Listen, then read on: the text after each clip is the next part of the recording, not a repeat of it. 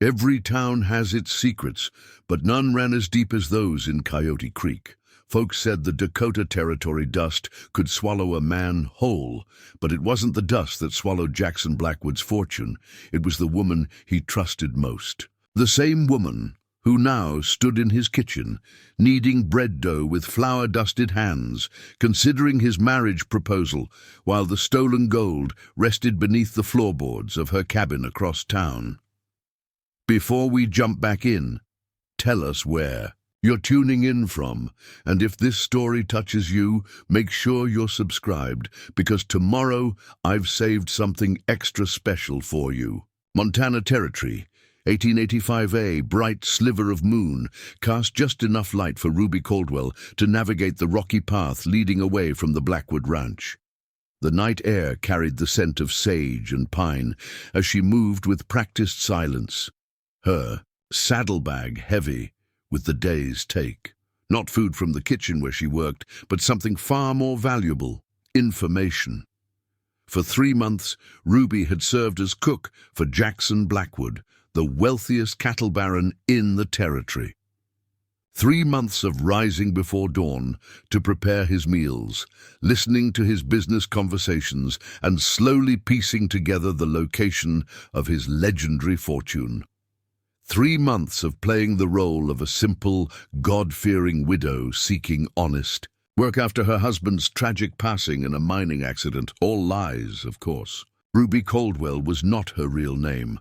Her husband had never existed, and the only mining she'd ever done was for secrets that would lead her to Blackwood's gold. The distant howl of a coyote quickened her pace. Blackwood's men patrolled the vast estate on rotating schedules, and while Ruby had memorized their patterns, she knew that chance encounters could always occur. She slipped into the shadow of a large boulder when she heard hoofbeats approaching, pressing herself against the cool stone until the rider passed. Once clear, Ruby continued toward the small stand of trees where she'd hidden her horse, a nondescript brown mare that wouldn't attract attention, not like the magnificent black stallion she kept stabled in the neighboring town, the one befitting her true identity as leader of the notorious Caldwell gang. "You're late," a gruff voice whispered as she reached the trees. Her brother Cole emerged from the shadows, his hand resting casually on the revolver at his hip. "Blackwood had company for dinner," Ruby explained, untying her horse. "Senator Williams, from Helena. They talked longer than expected." "And?" Cole's impatience was palpable. Ruby smiled, moonlight catching the sharp angles of her face. At 32, she retained the beauty that had disarmed countless marks before they realized they'd been robbed. But it was her mind that made her. Dangerous, calculating, patient, ruthless when necessary. "I know where it is," she said simply. "All of it. The gold, the bonds, everything." Cole's eyes widened. "You're certain?" Heard it straight from the horse's mouth. Blackwood was showing off to the senator, explaining how he's had to adapt since losing his sight. Took them right into his study and opened his safe. "And you saw the combination?" Ruby shook her head. "Better. I know it doesn't matter. The real fortune isn't in the safe. That's just for show. The bulk of it is hidden beneath the floorboards in his bedroom, under the large Turkish rug. He keeps the key to that lock on a chain around his neck. Never remove it." Cole let out a low whistle. "How much are we talking about?" "Nearly 50,000 in gold coins, plus railroad bonds worth twice that. Enough for us to disappear forever. Start fresh somewhere civilized. No more running, no more jobs." They mounted their horses and rode in silence for several minutes, keeping to the shadows of the tree line that marked the boundary of Blackwood's property. "When do we move?" Cole finally asked. "Not yet. There's a complication." "What kind of complication?" Ruby's expression darkened. "Blackwood's planning a trip to Denver next month, taking his most trusted men with him." "That's not a complication, that's an opportunity." "It would be, except he's asked me to accompany them as a personal cook." Cole reined his horse to a stop. "Why would he do that? Surely Denver has cooks." Ruby hesitated, uncomfortable with the direction the conversation was taking. "He's grown fond of me." "Fond?"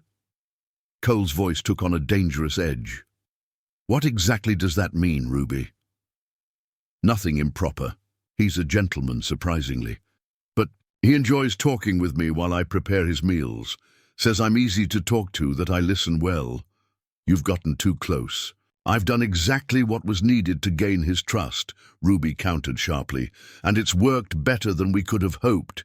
He's completely unguarded around me. I think I can't possibly be a threat, a simple widow who's grateful for honest work." The irony wasn't lost on either of them. Jackson Blackwood, once known as the most formidable man in the territory, had been vulnerable since the accident that took his sight 3 years prior. A fall from his horse, physicians said, resulting in a head injury that left him in darkness. Many expected him to sell his holdings and retire to a more comfortable life back east, but Blackwood had stubbornly rebuilt his empire, proving he could run his ranch through sheer force of will. That same determination had made him enemies, powerful men who resented his continued success and political influence despite his disability, men who would pay handsomely for information about his business dealings and weaknesses, men like Theodore Hargrove, who had originally hired the Caldwell gang to infiltrate Blackwood Ranch. "Have you told Hargrove about the gold?" Cole asked as they resumed riding. "No, and I won't." Ruby's tone left no room for argument. "Hargrove paid us to gather information about Blackwood's business operations, not to reveal the location of his personal fortune. That discovery is ours alone." Cole nodded slowly. "So what's the plan? If you're going to Denver with him—" "I'm not," Ruby interrupted. "At least, I don't intend to. I'll make my excuses before the trip. Perhaps a sick relative who needs tending. By then, we'll have everything we need to execute the robbery while he's away." They parted ways at the crossroads, Cole continuing toward their hidden camp in the foothills, Ruby circling back toward the modest cabin on the outskirts of Coyote Creek that maintained her cover as a respectable widow. As she rode, Ruby considered her position with uncharacteristic ambivalence. The plan had been straightforward when they'd arrived in the territory: infiltrate Blackwood's operation, gather sensitive information for Hargrove, locate Blackwood's rumored fortune, and disappear with it. Simple, clean, profitable. But something unexpected had happened during those daily conversations in Blackwood's kitchen. Ruby had begun to see beyond the wealthy cattle baron to the man beneath, intelligent, resilient, often surprisingly kind to those in his employ. His blindness, rather than making him bitter, seemed to have honed his other senses, including an uncanny ability to read people through their voices and movements. "You carry yourself like a lady, Mrs. Caldwell," he'd observed one morning as she served his breakfast.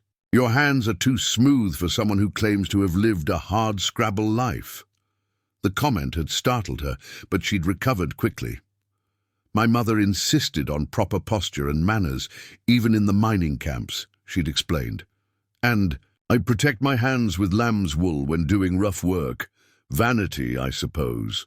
He'd seemed to accept the explanation, but the moment had unsettled her. Blackwood was more perceptive than she'd anticipated, which made her job both more dangerous and, oddly, more interesting.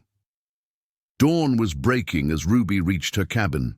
She unsaddled her horse and led it to the small corral behind the structure, then entered through the back door, careful not to disturb the neighbors. Inside, she lit a lamp and pulled up the loose floorboard beneath her bed, revealing a metal box containing the documents she'd gathered over the past months: maps of Blackwood's property, schedules of cattle shipments, notes on his business, associates, and the beginnings of a plan to access his hidden wealth. As she added her latest intelligence to the collection, Ruby considered the timing. Blackwood's Denver trip was scheduled for 3 weeks from now. That meant 21 days to finalize their plan, gather the necessary supplies, and prepare their escape route. 21 days in which anything could go wrong. The next morning, Ruby arrived at the main house earlier than usual, hoping to catch a few minutes alone in Blackwood's study before beginning breakfast preparations. The house was quiet, the ranch hands already out tending to the day's work. She slipped inside through the kitchen door and moved silently down the hallway toward Blackwood's private quarters. The study door was ajar, and Ruby hesitated, listening for any sound that might indicate Blackwood was already awake. Hearing nothing, she gently pushed the door open and stepped inside the masculine space with its leather furniture, bookshelves, and lingering scent of tobacco. The safe was concealed behind a painting of the Montana landscape, a hiding place so common it was almost laughable to someone with Ruby's experience. She crossed to the painting, carefully lifting it from its hook to reveal the iron safe beneath. As expected, it was a standard Brooker model, difficult but not impossible to crack for someone with the right skills. Ruby reached into her apron pocket for the small notebook where she recorded her observations, preparing to make notes on the safe specifics. Preparing and narrating this story took us a lot of time, so if you are enjoying it, subscribe to our channel. It means a lot to us. Now back to the story. Looking for something, Mrs. Caldwell? The deep voice froze her in place. Slowly, Ruby turned to find Jackson Blackwood standing in the doorway, his tall frame filling the space. Though his eyes stared unseeing, his posture was alert, head tilted slightly as he tracked her location by sound. "Mr. Blackwood," Ruby injected a note of surprise into her voice. "I was just... The painting seemed crooked when I came to open. The curtains, I was straightening it. At 5:30 in the morning, before starting breakfast?" His tone remained even, but Ruby detected an undercurrent of suspicion. "And I don't recall asking for the curtains to be opened in my study." Ruby's mind raced, constructing and discarding explanations. Blackwood took 2 steps into the room, moving with the confidence of a man who knew every inch of his surroundings. "You're not wearing your usual shoes," he observed. "The sound is different, softer." Ruby glanced down at the moccasins she wore. For nighttime excursions, quieter than her day boots, but an obvious inconsistency in her story. Yes, I couldn't sleep. Decided to come in early, but didn't want to wake the house with my heavy boots." She forced a light laugh. "Forgive me for disturbing your painting. I should get to the kitchen. You must be wanting your coffee." She moved to step past him, but Blackwood's hand shot out with surprising accuracy, catching her arm. Not roughly, but firmly enough to halt her retreat. "Mrs. Caldwell," he said quietly, "I may be blind, but I'm not a fool. This is the 3rd time this month I've found you somewhere you shouldn't be. First, the stables during my meeting with the cattle buyers, then my private correspondence on my desk, and now examining my safe." Ruby's heart hammered against her ribs, but her voice remained steady. "I don't know what you're implying, sir, but I assure you—" "I'm not implying anything," Blackwood interrupted. "I'm stating a fact. You're curious about things that don't concern a cook." His grip on her arm relaxed slightly. "The question is why." Ruby made a split-second decision, gambling on the partial truth. "You're right, Mr. Blackwood. I overstepped. The truth is I've been worried about your safety." "My safety?" Genuine surprise colored his voice. "Yes, there's been talk in town. Rumors about men asking questions about you and the ranch. Dangerous-looking men. I thought perhaps your safe might not be secure enough, that I should warn you." Blackwood's expression shifted from suspicion to something more complex. "And you couldn't simply tell me this over breakfast? Would you have believed the concerns of a cook about your security arrangements?" Ruby countered. "I thought to gather some evidence first." A long silence stretched between them, during which Ruby could almost see the calculations happening behind Blackwood's unseeing eyes. Finally, he released her arm entirely. "Perhaps it's time we had a proper conversation, Mrs. Caldwell, not as employer and cook, but as 2 people with more in common than might appear at first glance." He gestured toward the leather chairs by the unlit fireplace. "Please, sit. Breakfast." "Can wait." Ruby hesitated, uncertain whether this was an opportunity or a trap. Blackwood moved to a sideboard and poured 2 glasses of amber liquid from a crystal decanter. "Brandy," he explained, offering one in her direction with unerring accuracy. "A bit early, perhaps, but I find it clarifies the mind for important conversations." Ruby accepted the glass, noting the expensive quality of both the brandy and the cut crystal. Blackwood settled into the chair opposite her, his tall frame arranged with the easy confidence of a man accustomed to command. "Now," he said after taking a sip, "let's dispense with pretenses. You're not actually concerned about mysterious men. In town, are you?"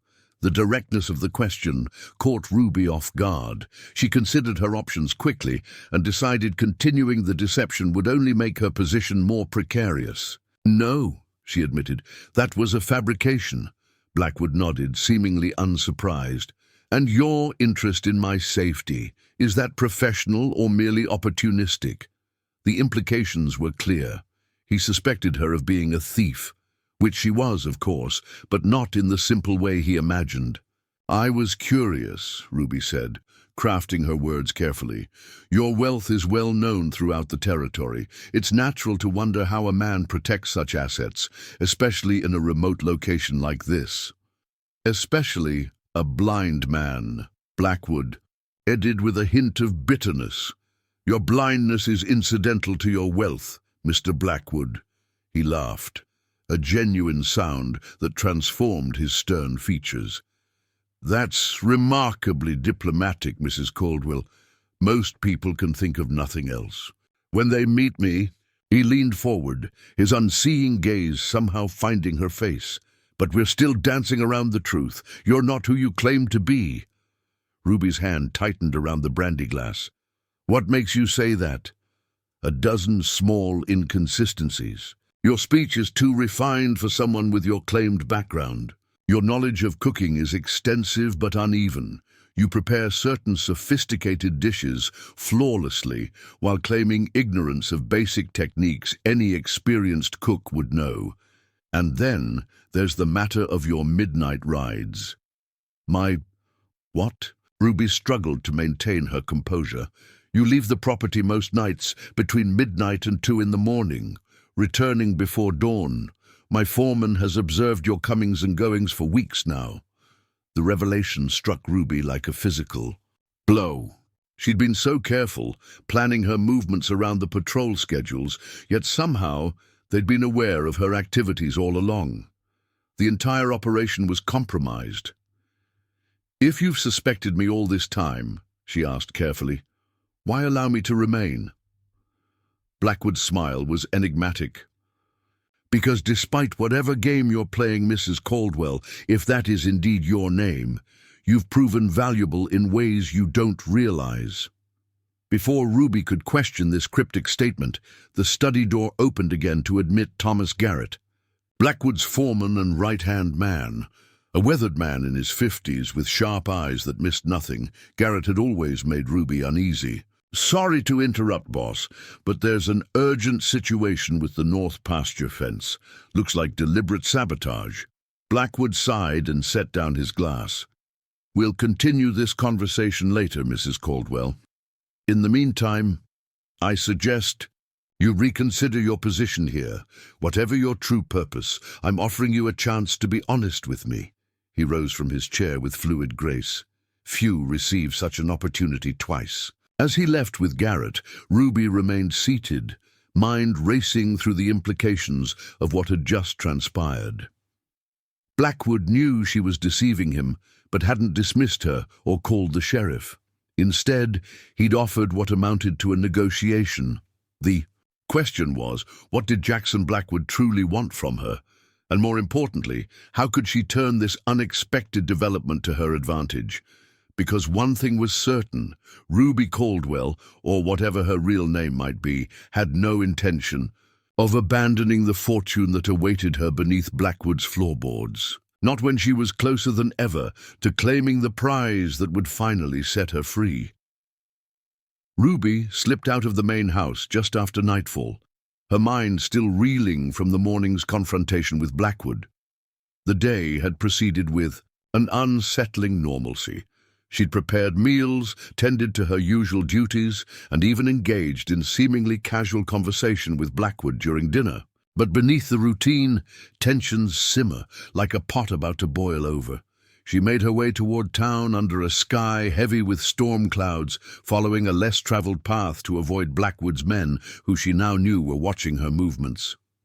The wind carried the scent of rain as she approached the Silver Dollar Saloon, Coyote Creek's most notorious establishment. Rather than entering through the front doors, Ruby circled to the back alley where a narrow staircase led to private rooms. On the second floor, 3 sharp knocks on the third door brought a gruff response. "Who's there?" "The Queen of Spades," Ruby answered, using the code she'd established years ago. The door opened to reveal a smoke-filled room where 3 men sat around a table littered with playing cards and whiskey glasses. Cole rose from a chair, concern evident in his expression. "You're late. We were getting worried." "We've got trouble," Ruby said without preamble, removing her shawl and draping it over a chair. "Blackwood knows." The room fell silent. The other 2 men, Frank Doyle and Marcus Reed, long-standing members of the Caldwell gang, exchanged worried glances. "Know what exactly?" Frank asked, his hand instinctively moving toward the revolver at his hip. "That I'm not who I claim to be. He's had his foreman watching my movements, including my nighttime excursions." Ruby poured herself a whiskey from the bottle on the table and downed it in one swift motion. "He confronted me this morning." Cole swore under his breath. "Then we're blown. We need to clear out tonight." "No," Ruby's voice was firm. "He didn't call the sheriff, didn't fire me. Instead, he offered me a chance to be honest with him." Marcus raised an eyebrow. "Honest? About being the leader of the most wanted gang in 3 territories?" "Obviously. Not that honest," Ruby replied dryly. "But he's playing some kind of game. Said I've been valuable in ways I don't realize. I need to find out what he means before we make our next move." "It's too risky," Cole argued. "If he suspects you're more than a simple thief—" "He doesn't," Ruby interrupted. "If Blackwood had any idea who I really am, he'd have had me arrested immediately. His reputation depends on being seen as untouchable. No, he thinks I'm working alone, or perhaps as part of a small-time operation, and for some reason that amuses him." The men exchanged skeptical looks, but none challenged her assessment directly. After 8 years leading the gang through increasingly ambitious heists, Ruby had earned their trust. "What about Hargrove?" Frank asked, changing the subject. "He's expecting that information on Blackwood's cattle contracts by the end of the week." Ruby waved a dismissive hand. "He'll get it. I copied the details from Blackwood's ledger yesterday." "But Hargrove is becoming a complication we don't need." "His money's good," Marcus pointed out. "His money is a fraction of what Blackwood's fortune will bring us," Ruby countered. "And his vendetta against Blackwood is getting personal. The last thing we need is him making impulsive moves that jeopardize our operation." The discussion continued late into the night, with Ruby ultimately convincing the others to maintain their current positions while she navigated this unexpected development with Blackwood. As the meeting concluded, Cole pulled his sister aside. "I don't like this, Ruby. Something feels wrong." Ruby studied her brother's face in the dim lamplight. 5 years her junior, Cole had followed her into this life after their parents' deaths, left them destitute. He was the only person who knew the full truth about her past, not just as an outlaw, but as the daughter of a once prominent Boston family ruined by men like Blackwood. "I know," she admitted quietly, "but we're too close to the prize to back out now. Just keep the men ready to move quickly if needed." "And if Blackwood proposes more than just a conversation next time?" Cole's implication was clear. Ruby's expression hardened. "I've handled worse men than Jackson Blackwood. If he thinks his charm and wealth will sway me, he's more blind than his condition suggests. But as she rode back toward the ranch, Ruby couldn't entirely dismiss the unease growing within her. There was something about Blackwood that defied her expectations, a complexity she hadn't encountered in previous marks. Most wealthy men were predictable in their arrogance, viewing the world as their personal hunting ground. Blackwood, despite his power, seemed to inhabit a different space, more observant, more thoughtful, more dangerous, precisely because he couldn't be easily categorized.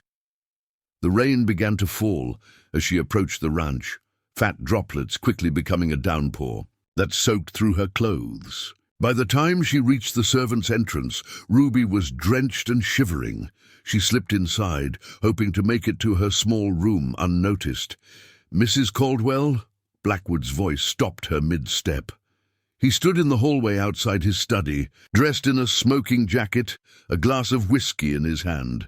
"Mr. Blackwood," she acknowledged, acutely aware of her bedraggled appearance. "I apologize for disturbing you at this hour." "You didn't disturb me. I was waiting for you." He gestured toward the study door. "Join me, please. You'll want to dry off by the fire." It wasn't a request.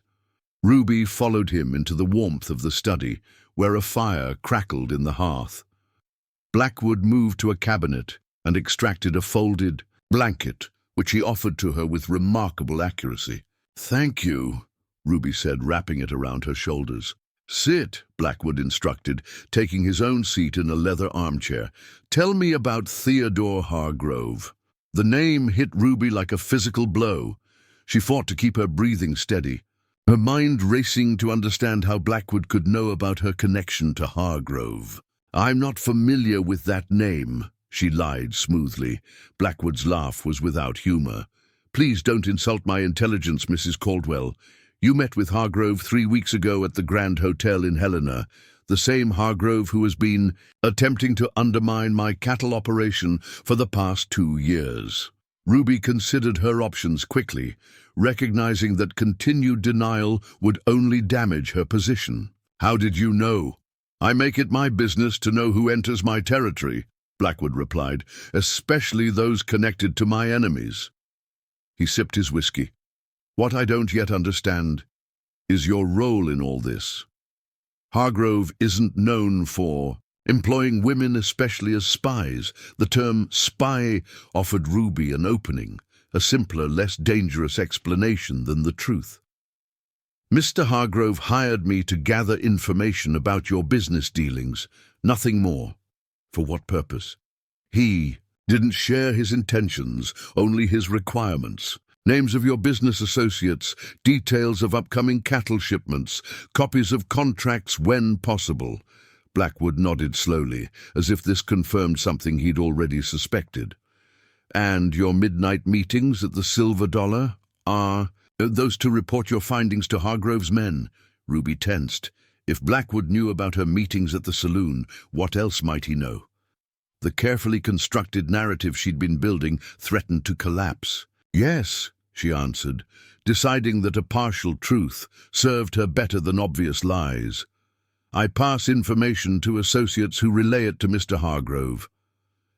"Associates," Blackwood repeated thoughtfully, "including the man you meet most frequently? Tall, dark-haired, bears some resemblance to you? Cole?" Blackwood knew about Cole. The realization chilled Ruby more than the rain had. "My brother," she admitted. "He works for Mr. Hargrove as well." "I see." Blackwood set down his glass and leaned forward, his unseeing eyes somehow finding her with unnerving precision.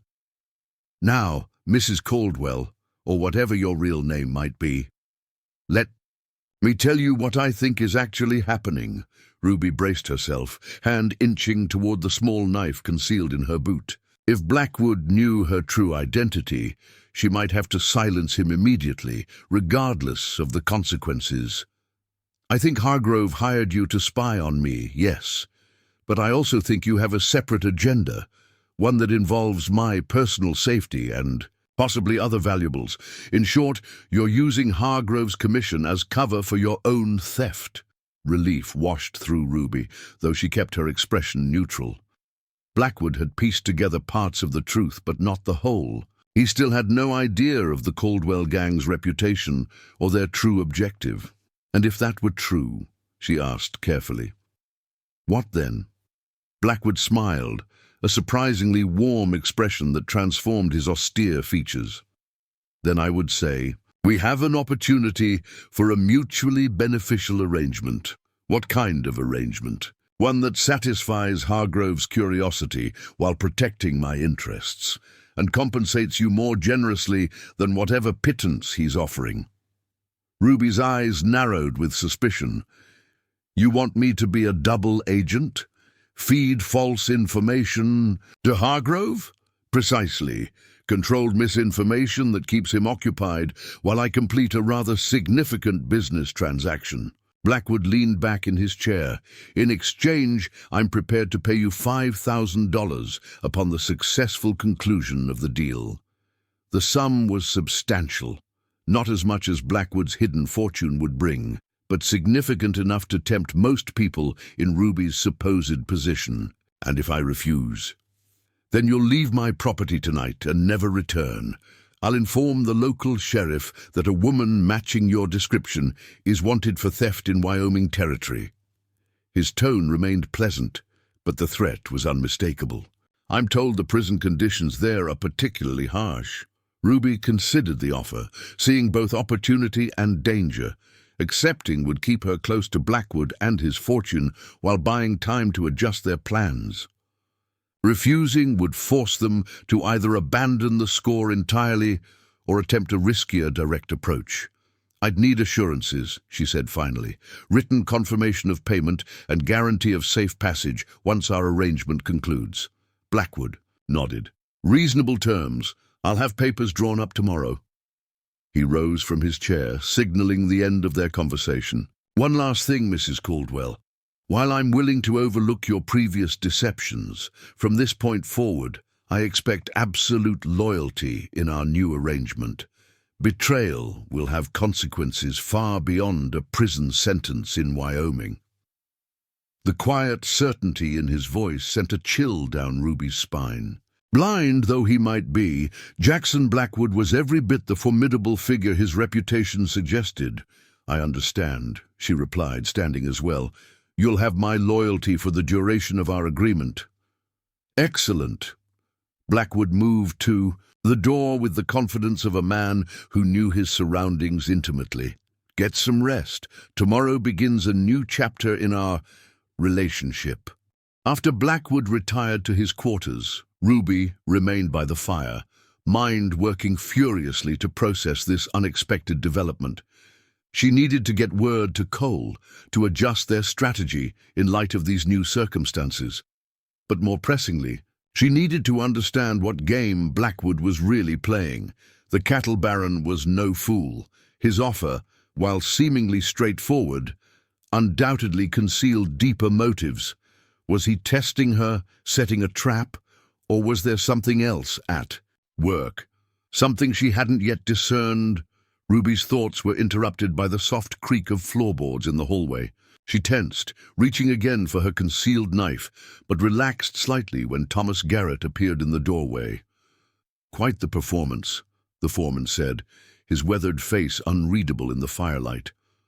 The boss seems to have taken a shine to you, despite knowing you're a liar and a thief. Ruby met his gaze steadily. Mr. Blackwood sees value where others might not. Maybe. Garrett stepped fully into the room, closing the door behind him. Or maybe he sees exactly what you are and is playing a longer game than you realize. What do you mean? Garrett moved to the sideboard and poured himself a measure of whiskey. You think you're the first pretty face to try getting close to Blackwood's money? Since his accident, there's been a parade of opportunists, some more clever than others, but all with the same gleam of greed in their eyes. I'm not— Save it, Garrett cut her off. I don't care what arrangement you've made with him. My job is protecting Mr. Blackwood and his interests, which means keeping an eye on threats. He fixed her with a hard stare. Right now, you're at the top of that list. Ruby straightened, dropping the pretense of the humble widow. Is that a warning? Mr. Garrett? Call it friendly advice. Whatever you're planning, whatever you think you know about Blackwood or his fortune, you're out of your depth. The smartest thing you could do is take whatever payment he's offered and disappear once your business concludes. And if I don't, Garrett drained his glass and set it down with deliberate care. Then I suspect you'll discover why Blackwood's enemies tend to disappear without a trace. Blindness hasn't made him soft, Mrs. Caldwell. If anything, it's made him more dangerous, a man with nothing to lose and everything to prove. With those ominous words, Garrett left, leaving Ruby alone with the dying fire and her increasingly complicated thoughts. The next morning dawned clear and crisp, the previous night's storm leaving the landscape washed clean and glistening. Ruby rose early, determined to get word to Cole before beginning her duties. She penned a hasty note explaining the new developments and their potential impact on the plan. As she sealed the envelope, a knock sounded at her door. Opening it, she found one of the young ranch hands, a freckle-faced boy named Jimmy. "Mornin'. Mrs. Caldwell, Mr. Blackwood asks if you'll join him for breakfast instead of preparing it, said to meet him on the east veranda in half an hour." Ruby nodded her thanks, mind already calculating how this change in routine might affect her opportunity to deliver the message to Cole. After the boy left, she quickly changed into her finest dress, a modest blue cotton with white trim, and tucked the letter into her pocket. She would need to find another messenger if she couldn't leave the property herself. The east veranda overlooked a sweeping vista of green pastures framed by distant mountains. Blackwood was already seated at a small table when Ruby arrived, attended by a housemaid Ruby recognized as Sarah, one of the few female staff who lived in the main house. "Ah, Mrs. Caldwell," Blackwood greeted her, turning his head at the sound of her footsteps. "Thank you for joining me. I thought perhaps you deserved a morning of being served rather than serving."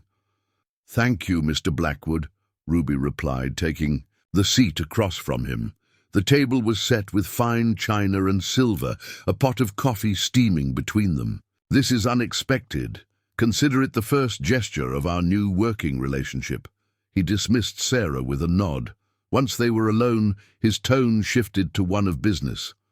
"I've had papers drawn up outlining our arrangement. My attorney will bring them this afternoon for your review." That was quick. "I don't believe in wasting time." Blackwood sipped his coffee. "Now tell me what Hargrove knows about my operation thus far, and what specifically he's seeking." For the next hour, Ruby provided carefully edited information about her dealings with Hargrove, mixing truth with fabrication in a way that protected both her actual activities and the Caldwell gang's involvement. Blackwood listened attentively, occasionally asking pointed questions that revealed his shrewd understanding of business rivalries and motivations. "Hargrove's obsession with undermining me goes beyond business," Blackwood observed. "It's personal. Has he mentioned why?" Ruby hesitated, recognizing an opportunity to learn more about Blackwood's past. He spoke vaguely of a previous encounter, something about a mining venture in Colorado that ended badly. Blackwood's expression darkened momentarily. "The Silver Creek operation. Hargrove overextended himself financially and needed a bailout. When I acquired controlling interest in the mine, I discovered he'd been falsifying production reports to attract investors. Rather than expose him publicly and risk devaluing my own investment, I quietly removed him from management." A grim smile touched his lips. "Hargrove has a talent for rewriting history. In his version, I'm sure I'm the villain who stole his rightful claim." The conversation shifted to Blackwood's strategy for feeding misinformation to Hargrove, with Ruby offering suggestions on what would seem most plausible. As they finished breakfast, Blackwood surprised her with an unexpected proposal. "I'm hosting a dinner party tomorrow evening. prominent ranchers and business associates from the territory. I'd like you to attend not as staff, but as my guest." Ruby nearly choked on her coffee. "Your guest? But that would raise questions about your position here." "Yes, it would." Blackwood seemed amused by her reaction. "I'll introduce you as a family friend visiting from the back east. It provides excellent cover for our arrangement and allows you to gather the kind of social intelligence Hargrove would find valuable. And your staff? They know who I really am." "They know who you've presented yourself to be," Blackwood corrected. "As for your actual role here, my household understands discretion. None will contradict whatever introduction I provide." Ruby recognized the dinner invitation for what it was. Not just a strategic move in their deception of Hargrove, but a test of her adaptability and a deeper integration into Blackwood's world. It was both opportunity and risk, pulling her further from her original plan, while potentially offering new avenues to her ultimate goal. "I'd be honored to attend," she said finally, "though I'm afraid I don't have appropriate attire for such an occasion." Blackwood waved this concern away. "There's a dressmaker in town, Mrs. Peterson. Visit her this afternoon and select whatever you need. She'll bill it to my account." He stood, signaling the end of their breakfast. "And while you're in town, perhaps you can deliver some suitable information to your brother for Hargrove's consumption." The casual mention of coal sent another jolt of wariness through Ruby. Blackwood was making it clear that he was fully aware of her movements and connections. "Of course," she managed to reply. "What information should I convey?" "Details of a cattle shipment next week to the railroad at Helena. The documentation is in my study. Deliberately incorrect dates and numbers that will send Hargrove's men to the wrong location at the wrong time." Blackwood's smile held a predatory edge. "Consider it the first test of our new partnership." As Ruby left the veranda, her mind was already racing ahead to her meeting with Cole. Their plan needed significant adjustment in light of these developments. Blackwood was involving her more deeply in his affairs, while simultaneously monitoring her every move, creating a precarious balance between opportunity and exposure. One thing was increasingly clear. Jackson Blackwood was a far more formidable adversary than she had initially calculated. Underestimating him further could prove not just costly but deadly. The bell above Mrs. Peterson's dress shop door jingled as Ruby entered. The modestly appointed establishment was the finest Coyote Creek had to offer, though it would hardly merit notice in a proper city. Still, the fabrics displayed on rolls against the wall showed surprising quality. Silks from San Francisco, fine wools from back east, even delicate laces that must have traveled all the way from Europe. "Mrs. Caldwell, what a surprise!" The dressmaker emerged from the back room, measuring tape draped around her neck. A plump woman in her 50s with keen eyes that assessed Ruby's figure with professional interest.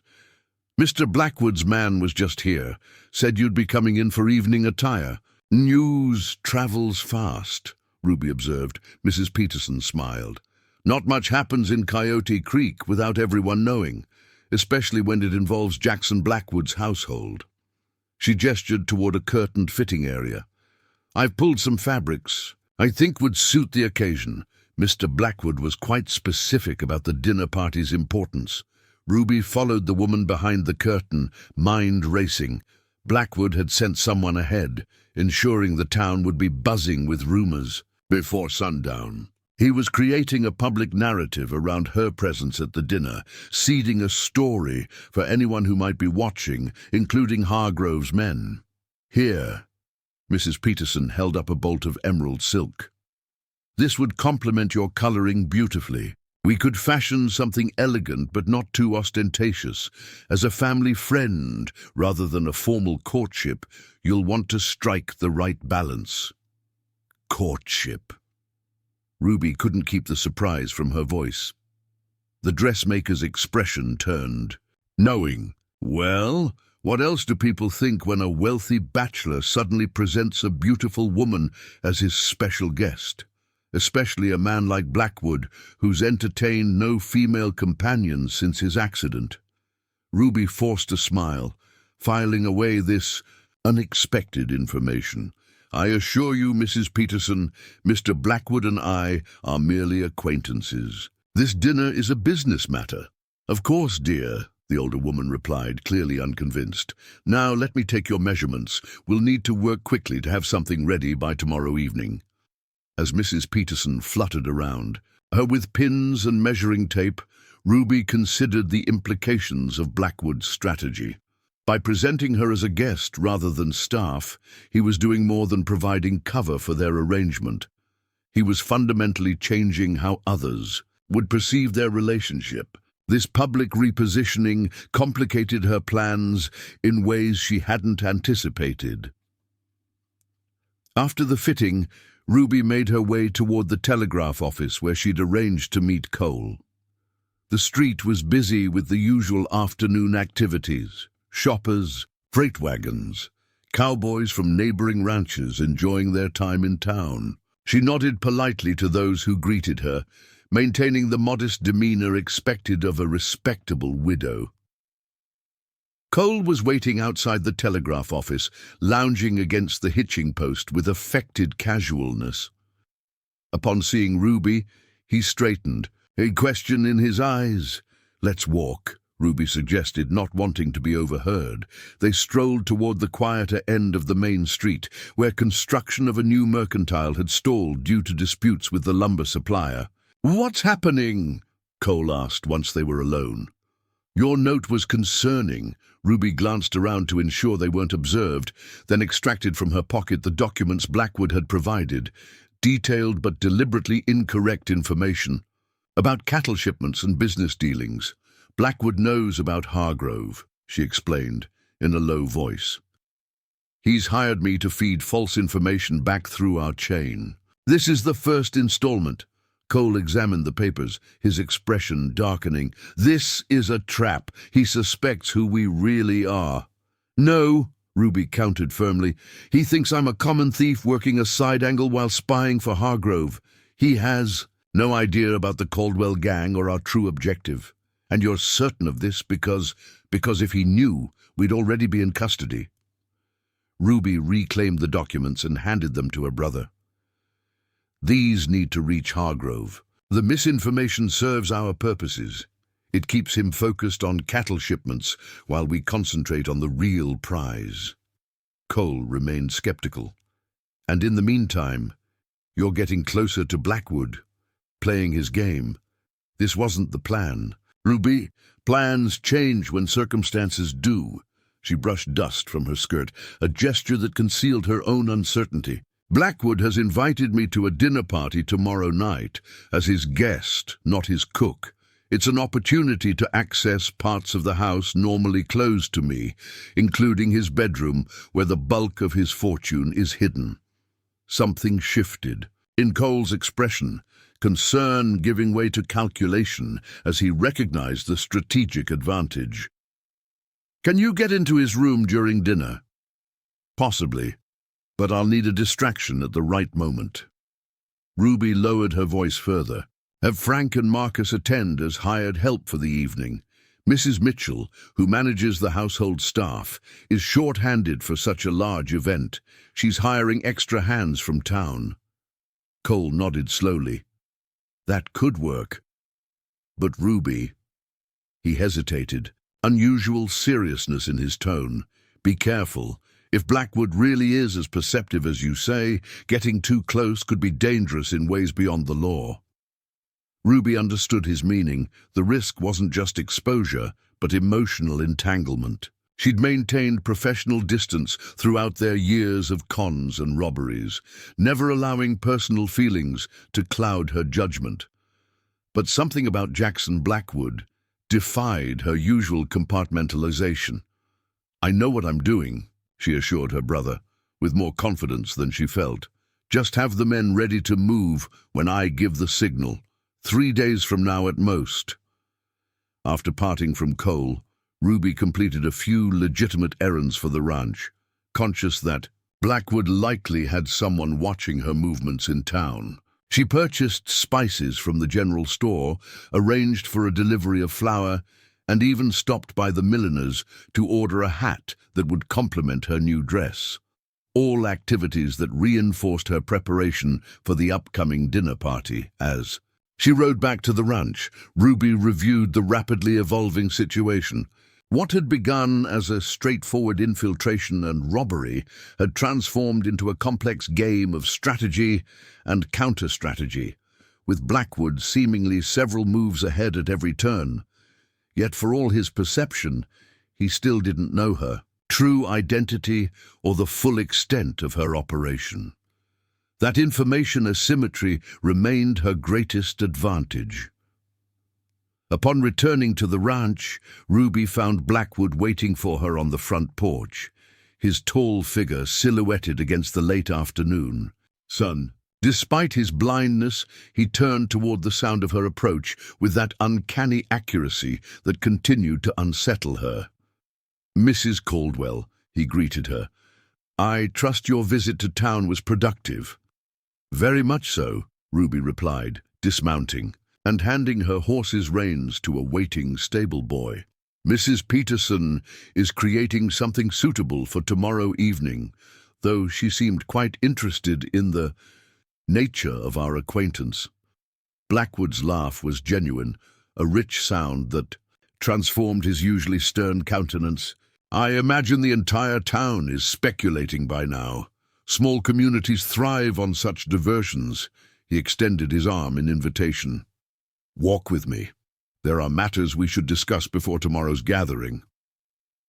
Ruby fell into step beside him, noting how confidently he navigated the path around the main house toward a small garden at the rear. His cane touched the ground lightly, more as confirmation than guidance. "Garrett informs me you delivered the documents as instructed," Blackwood said once they were alone among the rose bushes and fruit trees. "To my brother, yes," Ruby confirmed, unsurprised that the foreman had been watching her in town. "He'll ensure they reach Hargrove promptly." "Excellent." Blackwood paused beside a bench and gestured for her to sit. When she did, he joined her, maintaining a proper distance that nonetheless felt somehow intimate in the garden's seclusion. "Now, about tomorrow evening. You'll be introduced as Elizabeth Winslow, distant cousin to my late mother and recently widowed from a banking family in Boston. We became reacquainted through correspondence after my accident, and you've come west for an extended visit." The detail in this fictional backstory caught Ruby off guard. "You've given this considerable thought." "Credibility requires specificity," Blackwood replied. "My guests tomorrow include some of the territory's most influential citizens. If our arrangement is to be effective, your presence must withstand scrutiny." "And what exactly will my role be at this dinner, beyond establishing my false identity?" "Observation, primarily. These men speak more freely in what they believe to be social settings. Their conversations will reveal business intentions they might otherwise conceal." Blackwood turned his face toward hers, sightless eyes, nonetheless penetrating. "You have a talent for extracting information while appearing merely decorative. It's a rare skill, particularly valuable in rooms where men believe themselves to be the only ones paying attention." The assessment was uncomfortably accurate. Throughout her criminal career, Ruby had weaponized society's tendency to underestimate women, particularly beautiful ones. That Blackwood recognized this strategy suggested he saw far more than most. "Despite his blindness, what makes you think I possess such talents?" she asked carefully. "Because you nearly succeeded in deceiving me, a man who has made skepticism of his religion since losing his sight." A small smile played at the corners of his mouth. "Had you not been quite so thorough in your initial snooping, I might have accepted your widow's tale without question." Ruby shifted on the bench, unsettled by his perception, yet intrigued by his candor. Most men in your position would have simply dismissed me once they discovered the deception," Most men lack imagination. Blackwood's tone was dismissive. They see a thief, a liar, or a spy, and nothing beyond those simple categories. I see someone with remarkable abilities being wasted on small-time schemes for men like Theodore Hargrove. And you believe you're offering something better? I'm offering partnership rather than exploitation. The difference may seem subtle, but I suspect it's one you'll appreciate over time. The conversation paused as a maid approached, informing Blackwood that his attorney had arrived with the promised documents. They returned to the house, where a balding man in an expensive suit waited in the study, leather portfolio in hand. Mrs. Caldwell, this is Mr. Pearson, my personal attorney. Blackwood made the introduction. Pearson, the lady we discussed. The attorney's eyes swept over Ruby with professional assessment rather than personal interest. Ma'am, he acknowledged with a nod. I've prepared the agreement as instructed. Shall I review the terms? For the next half hour, Pearson detailed a contract that formalized Ruby's role as Blackwood's informant against Hargrove, specifying payments, timelines, and expected deliverables. The document was remarkably thorough, containing provisions for multiple contingencies, including discovery by Hargrove or intervention by law enforcement. The final payment of $5,000 will be held in escrow by Mr. Pearson, Blackwood explained as the review concluded. Payable upon verification that the information you've provided has successfully protected my business interests against Hargrove's machinations. Ruby examined the contract, impressed despite herself by its professionalism. Every clause protected Blackwood while offering her legitimate compensation for services rendered, a stark contrast to Hargrove's vague promises and arbitrary demands. If the terms are acceptable, Pearson said, producing a fountain pen, your signature here will finalize our arrangement. Ruby hesitated, recognizing that signing would commit her to a course that increasingly diverged from her original plan. Yet refusing would immediately arouse suspicion and potentially close her access to Blackwood's fortune altogether. One amendment, she said, reaching for the pen. The agreement should acknowledge that upon successful completion and final payment, both parties consider all obligations fulfilled, with no further claims upon each other's time or resources. Pearson glanced at Blackwood, who nodded his approval. The attorney added the requested language in precise legal script, then reoffered the pen. Ruby signed with a flourish, using the false name she'd been living under for months. Excellent, Blackwood said, when Pearson confirmed the signatures. We're complete. That concludes our business for today. Mrs. Caldwell, I believe the evening meal requires your attention. The dismissal was clear. She had temporarily resumed her role as cook rather than conspiratorial partner.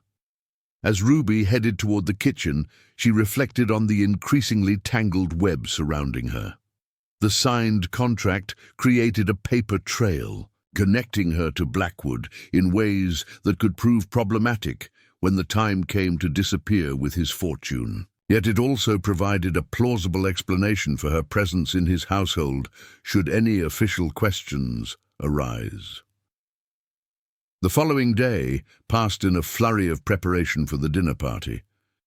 Ruby spent the morning in the kitchen, overseeing the creation of elaborate dishes that would be served by the additional staff hired for the evening. Shortly after noon, she slipped away to town to collect her new dress from Mrs. Peterson.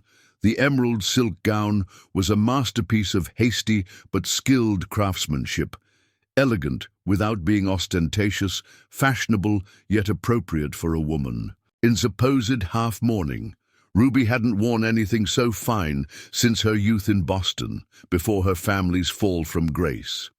You'll be the most beautiful woman there, Mrs. Peterson declared as Ruby examined her reflection. Though I dare say Mr. Blackwood won't be able to appreciate the visual effect. Perhaps that's for the best, Ruby replied.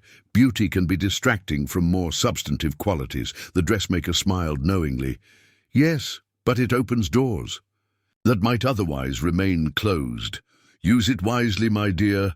Returning to the ranch, Ruby found the main house transformed. The grand dining room gleamed with polished silver and crystal. Fresh flowers adorned every surface, and staff hurried through final preparations under Mrs. Mitchell's exacting supervision.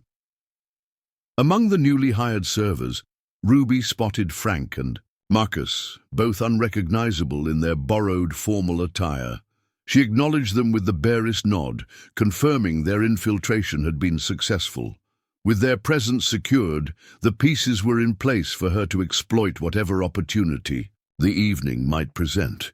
Ruby prepared for the dinner in her small room, taking unusual care with her appearance. The emerald dress hugged her figure before flaring gracefully at the hips, its modest neckline and long sleeves keeping it within the bounds of propriety while suggesting elegance rather than subservience. She arranged her dark hair in a sophisticated style she hadn't worn in years, securing it with modest pearl pins that had once belonged to her mother, one of the few genuine items among her many fabricated possessions. As she made final adjustments, a knock sounded at her door. Opening it revealed Thomas Garrett, his weathered face unreadable as he took in her transformed appearance. "Mr. Blackwood requests your presence in the front parlor," he said. "The first guests have arrived." "Thank you, Mr. Garrett." Ruby gathered, her composure stepping into the role of Boston society widow with the ease of someone who had once lived in that world. "Please tell Mr. Blackwood I'll join him momentarily." Garrett didn't move, his gaze assessing her with open suspicion. "You clean up well, Mrs. Caldwell, almost like you were born to fine dresses rather than kitchen aprons." The observation cut too close to truth for comfort. Ruby forced a smile. "Appearances can be cultivated, Mr. Garrett, as I'm sure you're aware." "Indeed." His eyes narrowed slightly. "Just remember who you really are beneath that silk, and who Mr. Blackwood is, despite whatever game you two are playing at." Before Ruby could respond, he turned and strode away, leaving her unsettled by both his insight and his warning. Garrett remained the wild card in her calculations, too observant to fool completely, too loyal to Blackwood to manipulate or bribe. Taking a deep breath, Ruby descended to the main floor, where the sound of conversation and crystal glasses indicated the gathering was underway. She paused at the parlor entrance, taking in the assemblage of Montana Territory's elite, ranchers in uncomfortable formal wear, their wives draped in whatever finery the frontier afforded, a few government officials from Helena adding metropolitan sophistication to the mix.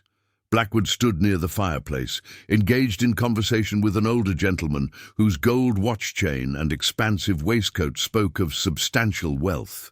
Despite his blindness, Blackwood commanded the room through sheer presence, tall, impeccably dressed, bearing that of a man accustomed to authority. As if sensing her arrival, he turned toward the doorway. "Ah, Elizabeth," he called, using her false identity with practiced ease. "Come meet Judge Harrington." Ruby moved forward, conscious of the eyes tracking her progress across the room. The women assessed her dress and bearing with barely concealed curiosity, while the men's gazes held varying degrees of appreciation and speculation. She adopted the measured pace and slight smile of a woman accustomed to such scrutiny, but not defined by it. "Judge Harrington, may I present my dear friend, Mrs. Elizabeth Winslow of Boston." Blackwood made the introduction with perfect social grace. "Elizabeth, Judge William Harrington presides over the territorial court and has been a valued advisor since my father's time." "A pleasure, Mrs. Winslow." The judge took her gloved hand. "Blackwood has been notably reticent about your visit. One might almost suspect he wanted to keep such charming company to himself." "You're too kind, Judge Harrington," Ruby replied in the refined accent of her youth. "I've only recently arrived from the East. Jackson has been gracious enough to introduce me to the beauty of Montana, though I confess the territory is far more rugged than I anticipated." Indeed, we lack certain comforts of civilization, the judge acknowledged, but there are compensations in the grandeur of the landscape and the forthrightness of its people. The conversation flowed naturally as Ruby slipped deeper into her role, drawing on long-buried memories of social gatherings in her family's better days. She moved through the room on Blackwood's arm, being introduced to each guest with the ease of a woman born to society rather than one who had spent recent years robbing trains and swindling land speculators. Throughout these interactions, she maintained awareness of Frank and Marcus circulating with drinks and appetizers, positioning themselves to create the distraction she would need later.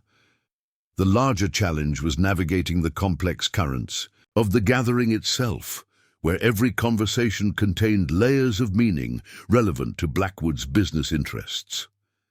Senator Evans from Helena spoke casually of railroad expansion while probing for Blackwood's position on proposed routes. Harold Whitman, owner of the neighboring Double Diamond Ranch, made pointed comments about water rights couched in friendly reminiscence. Judge Harrington's questions about Boston banking families thinly veiled his interest in Blackwood's Eastern connections. Through it all, Ruby maintained her character flawlessly, offering just enough insight to seem knowledgeable without overplaying her supposed background. Blackwood, for his part, leveraged her presence masterfully, using her as both distraction and strategic ally in these verbal chess matches. As the group moved toward the dining room for the formal dinner, Blackwood kept Ruby close at his side. Leaning in as if to guide her to her seat, he spoke quietly near her ear. "You're performing admirably, Mrs. Caldwell. One might almost believe you were born to society rather than having merely studied it from afar." The comment, too perceptive by half, sent a jolt of alarm through Ruby. Had he somehow discovered her true background? Or was this merely another of his calculated observations designed to unsettle her? Before she could formulate a response, they had reached the head of the table. Blackwood guided her to the seat at his right hand, the position of highest honor that confirmed to every guest her significance in his household. As she settled into the chair, Ruby caught Thomas Garrett's knowing gaze from his position near the door.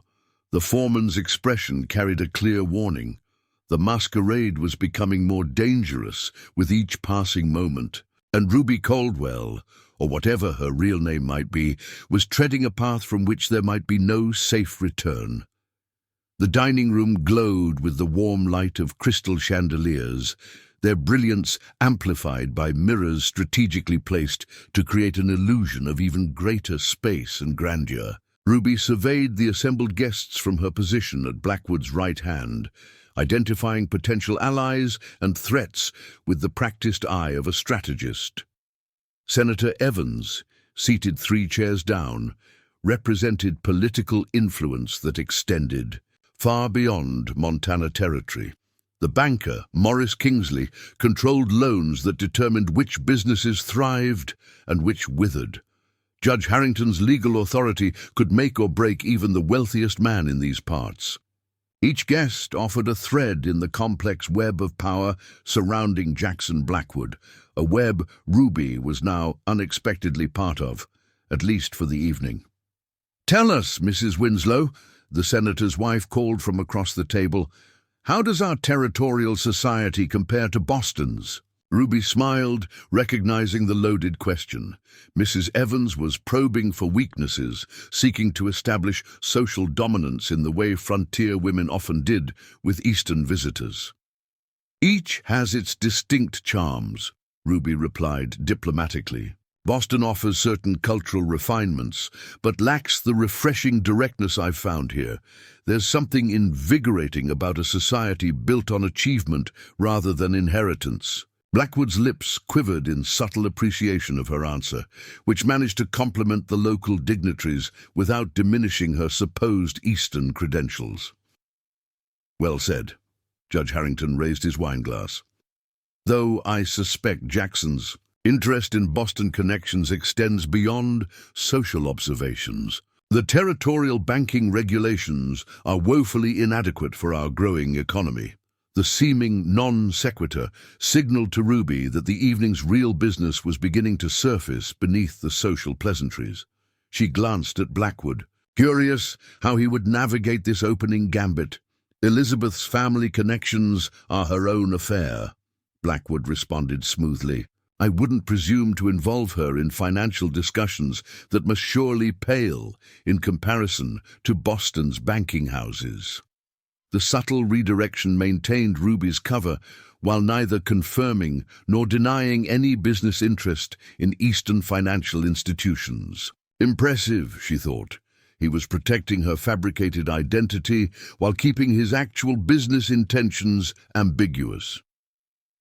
As the first course was served by the staff, including Frank, who maintained perfect composure despite catching Ruby's eye momentarily, the conversation shifted to safer topics: cattle prices, the unusually mild spring, a recent wedding in Helena that had scandalized more conservative elements of territorial society.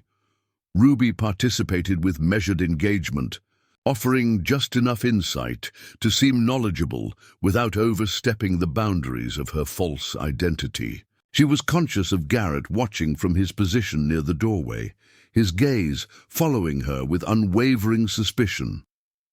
Midway through the main course, Ruby noticed Marcus positioning himself near the kitchen entrance, the agreed-upon signal that he was prepared to create the necessary distraction when she gave the indication. She needed only a few unobserved minutes to slip upstairs to Blackwood's bedroom and confirm the exact location of his hidden fortune.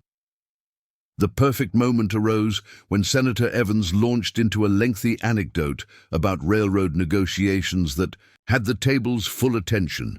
Ruby touched her napkin to her lips, then carefully dropped it to the floor, the signal to Marcus.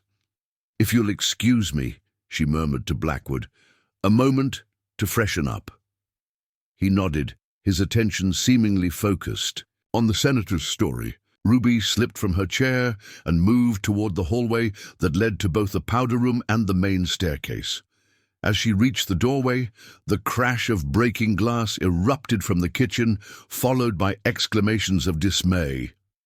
"My apologies." Marcus's voice carried from the service area. "The tray slipped. Mind the glass. Everyone stay back." The commotion drew the attention of the household staff, including Garrett, who moved toward the kitchen to assess the situation. Ruby seized the opportunity, gathering her skirts and ascending the stairs swiftly but silently. The upper hallway was deserted. The dinner party having pulled everyone to the main floor, she moved directly to Blackwood's bedroom, a space she had glimpsed only briefly during her duties as cook. The door was unlocked. Who would dare enter the private quarters of Jackson Blackwood uninvited? Ruby slipped inside, immediately scanning the spacious room for the Turkish rug Blackwood had mentioned to the senator. The large carpet dominated the center of the room, its intricate patterns illuminated by moonlight streaming through tall windows. Ruby knelt, carefully rolling back one corner to reveal polished hardwood flooring, no obvious sign of a hidden compartment. She tried another corner with similar results. Awareness of time passing urged her to work faster. The distraction below would occupy the staff for only so long. Ruby ran her hands across the carpet, searching for any irregularity in the weave or backing that might indicate a concealed entrance.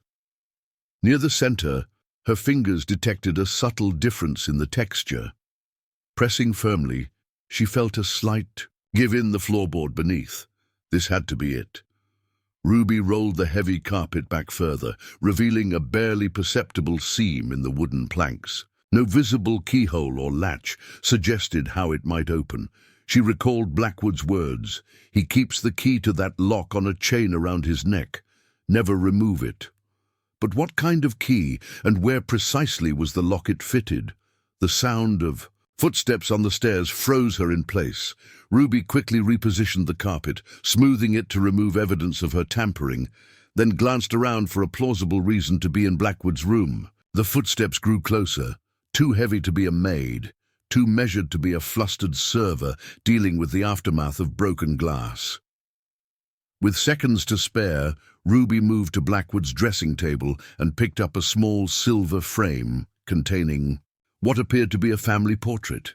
A stern-faced man seated beside a delicate woman, a younger version of Blackwood standing behind them. As the bedroom door opened, she turned with the photograph in hand, adopting an expression of wistful curiosity. Thomas Garrett stood in the doorway, his weathered face hardening at the sight of her. "Lost your way to the powder room, Mrs. Caldwell?" he asked, making no pretense of believing her dinner party identity. Ruby held up the photograph. "I was curious about Mr. Blackwood's family. The resemblance to his father is quite striking." She set the frame down carefully. "I apologize for the intrusion. The house is larger than I realized." Garrett's gaze swept the room, looking for evidence of disturbance. Finding none immediately visible, he returned his attention to Ruby. "Mr. Blackwood values his privacy, particularly regarding his family." "Of course. I meant no disrespect." Ruby moved toward the door, maintaining the demeanor of someone mildly embarrassed rather than caught in an act of reconnaissance. "If you'd be kind enough to direct me to the powder room, I'll rejoin the dinner immediately." "Down the hall, second door on the left," Garrett replied, making no move to leave the bedroom, "though I suspect you already knew that." The implication was clear. He believed nothing about her supposed confusion. Ruby nodded acknowledgement and proceeded to the powder room, mind racing to assess the impact of this encounter on her plans. Garrett's suspicions were solidifying into certainty, which made him increasingly dangerous to the operation. After spending an appropriate interval in the powder room, Ruby descended to rejoin the dinner party. Blackwood turned his face toward her as she approached, a questioning lift to his eyebrow. "Everything all right?" he asked quietly as she took her seat. "Perfectly," she replied, "though I fear I got momentarily turned around in your lovely home. Mr. Garrett was kind enough to assist me." Something in Blackwood's expression suggested he understood more than her words conveyed, but he merely nodded and returned his attention to the ongoing conversation about territorial politics. Throughout the remainder of the dinner, Ruby maintained her performance flawlessly while cataloging what she had learned. The hidden compartment existed as reported, but accessing it would require both the key Blackwood wore and an understanding of its precise mechanism.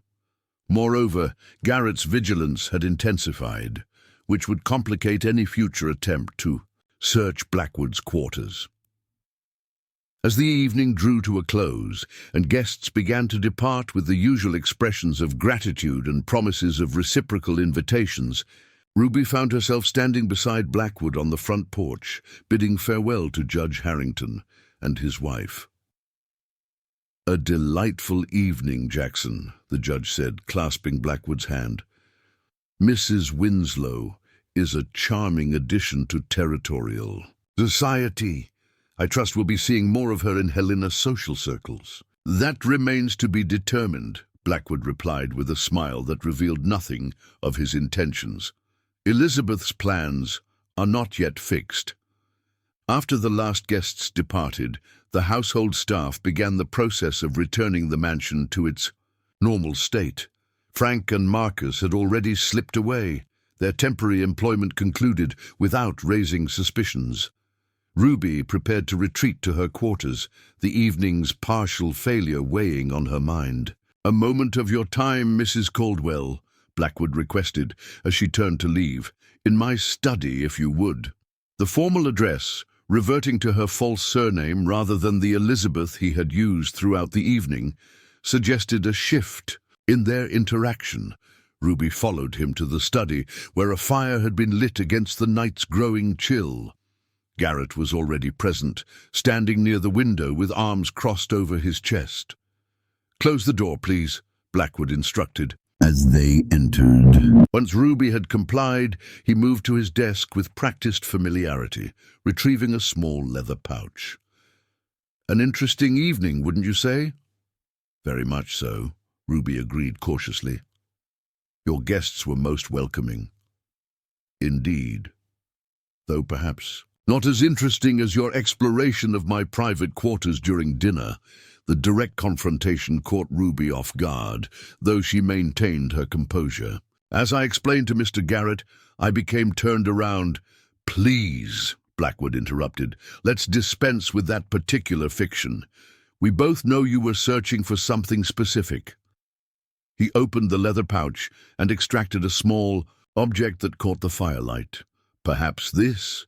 In his palm lay an unusual key, not the standard metal implement Ruby had imagined, but a small, intricately carved piece of ivory, its pattern resembling the Turkish design of the carpet concealing the hidden compartment. I don't understand, Ruby said, deciding that feigned confusion was her safest response.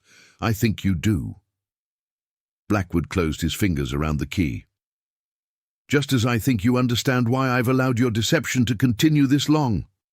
The question is whether you're prepared to be honest about your true purpose here. Ruby glanced at Garrett, whose expression remained impassive but watchful. The situation had shifted into dangerous territory, requiring a calculated risk. Complete honesty would be suicidal, but continuing the increasingly transparent lies seemed equally perilous. I was looking for your safe, she admitted, offering a partial truth. Not the office safe, that's merely for show, the real repository where you keep the bulk of your fortune. Blackwood nodded slowly. And why would you be interested in locating such a place? For the same reason anyone in my position would be: financial security. Ruby chose her words carefully. My arrangement with Hargrove was never about mere information. I intended to supplement that income through other means. Theft, Garrett stated bluntly. Opportunity, Ruby countered. Mr. Blackwood's wealth is substantial enough that a small portion would never be missed, while making a significant difference to someone in my circumstances. Blackwood's expression remained unreadable as he returned the ivory key to its pouch. And your confederates at dinner tonight? The clumsy server and his companion, were they also seeking opportunity? The revelation that he had identified. Frank and Marcus sent a chill through Ruby. Blackwood's perceptiveness extended far beyond what she had calculated, even knowing of his heightened non-visual awareness. Temporary allies, she acknowledged, seeing no point in denying their connection when Blackwood clearly already knew. Everyone has a role to play in a successful venture. Indeed they do. Blackwood circled his desk, moving closer to Ruby with that uncanny spatial awareness. Which brings us to the role I'm now offering you, one considerably more lucrative and less dangerous than amateur burglary. Ruby's curiosity was genuine. What role would that be? My wife. The proposal hung in the air between them, its implication expanding to fill the suddenly silent room. Even Garrett looked momentarily stunned, though he recovered quickly. Boss, you can't be serious, the foreman objected. This woman has been systematically lying to you, plotting to rob you blind, quite literally, and you're proposing marriage. I am? Blackwood remained focused on Ruby, unseeing eyes somehow finding her face. Though not for the romantic reasons my foreman assumes. This is a business proposition, Mrs. Caldwell, one that would resolve several problems simultaneously. Ruby found her voice despite her shock. You can't possibly trust me enough for such an arrangement. Trust has nothing to do with it, Blackwood replied with pragmatic candor. I need a wife with specific qualities: intelligence, adaptability, sophisticated social understanding, and a certain moral flexibility. You've demonstrated all these attributes abundantly. To what end? The preservation and expansion of everything I've built. Blackwood gestured toward the window, indicating the vast ranch beyond. My blindness makes me vulnerable in ways I've managed to conceal from most. Certain business associates see it as a weakness to be exploited. Others question my ability to manage my affairs long term. A wife, particularly one with your evident capabilities changes that equation significantly. Ruby considered the unexpected offer, her mind rapidly assessing its implications. And what would I gain from this arrangement beyond the obvious financial security? Legitimacy. Protection. From whatever past you're running from, yes, it's clear you're hiding more than your immediate schemes. Blackwood's perception was uncomfortably accurate, and a position of genuine power rather than the illusory control of a thief is always one step ahead of consequences. Garrett moved forward, unable to contain his objection. This is madness. You know nothing about this woman, not even her real name. On the contrary, Blackwood replied calmly, I know exactly who she is. Ruby Elizabeth Hollister, daughter of Judge William Hollister of Boston, whose family lost everything in the financial panic of '73. Presumed dead in a carriage accident that same year, though the body was never conclusively identified. The blood drained from Ruby's face as her carefully buried past was excavated with surgical precision. Her true identity, one she hadn't heard spoken aloud in over a decade, stripped her of the protective layers she'd built over years of reinvention. How could you possibly know that? She whispered. The world is smaller than people imagine, particularly among certain circles. Your accent shifts when you're tired or surprised. Boston Brahmin education is distinctive. Your knowledge of banking, practices and Eastern families is too detailed for mere observation. And then there's your reaction to Judge Harrington's mention of the Hollister banking case last year. A slight intake of breath only someone with heightened auditory awareness would notice. Ruby's mind raced back to a seemingly innocuous conversation. During a previous dinner, Blackwood had hosted, one where she was still serving as cook rather than guest. Harrington had indeed mentioned the infamous collapse of Hollister Bank and Trust, though without connecting it to her in any way. You've been investigating me from the beginning, she realized. Of course, just as you've been investigating me. Blackwood's tone held no recrimination, merely acknowledgement of their mutual professional thoroughness. The difference is, I found what I was looking for. Garrett's expression had shifted from outrage to wary reassessment as he absorbed this. New information about Ruby's background. A judge's daughter turned outlaw. That's quite a fall from grace. A survivor, Blackwood corrected. Someone who rebuilt herself from nothing, using whatever tools were available. That kind of determination has value. Ruby studied Blackwood's face, searching for any sign of mockery or manipulation in his extraordinary proposal. Finding none, she considered the unexpected fork in her path. The fortune she had come to steal was now being offered freely, albeit with significant strings attached. Her plan to disappear with her gang suddenly seemed small compared to the legitimate power. Blackwood was proposing to share, yet questions remained, suspicions that couldn't be easily dismissed. Why me? Surely there are women of good family without criminal histories who would eagerly accept your proposal. Undoubtedly. But they would want a husband, not a business partner. They would expect love, children, a conventional marriage that I have neither the inclination nor the capacity to provide. Blackwood's frankness was almost brutal. You, on the other hand, understand transactions. You recognize value beyond sentiment. The assessment was accurate if cold. Ruby had long ago separated emotion from survival, viewing relationships as strategic alliances rather than matters of the heart. That Blackwood saw this quality and valued it rather than condemning it was both surprising and strangely compelling. I need time to consider, she said finally. Of course, though not too much time. Blackwood returned to his desk, his movements confident despite his blindness. Hargrove grows impatient for results from his spy, and your brother and his associates will eventually question your delayed execution of the robbery you've been planning. Both situations become increasingly dangerous with each passing day. The mention of Cole and the gang reminded Ruby of obligations and loyalties extending beyond this room. Whatever decision she made would affect people who had trusted and followed her for years.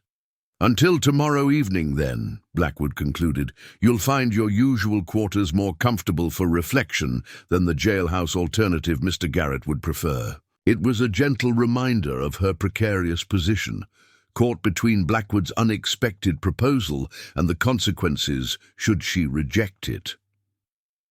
As Ruby left the study, mind whirling with implications and possibilities, she felt the weight of Garrett's suspicious gaze following her.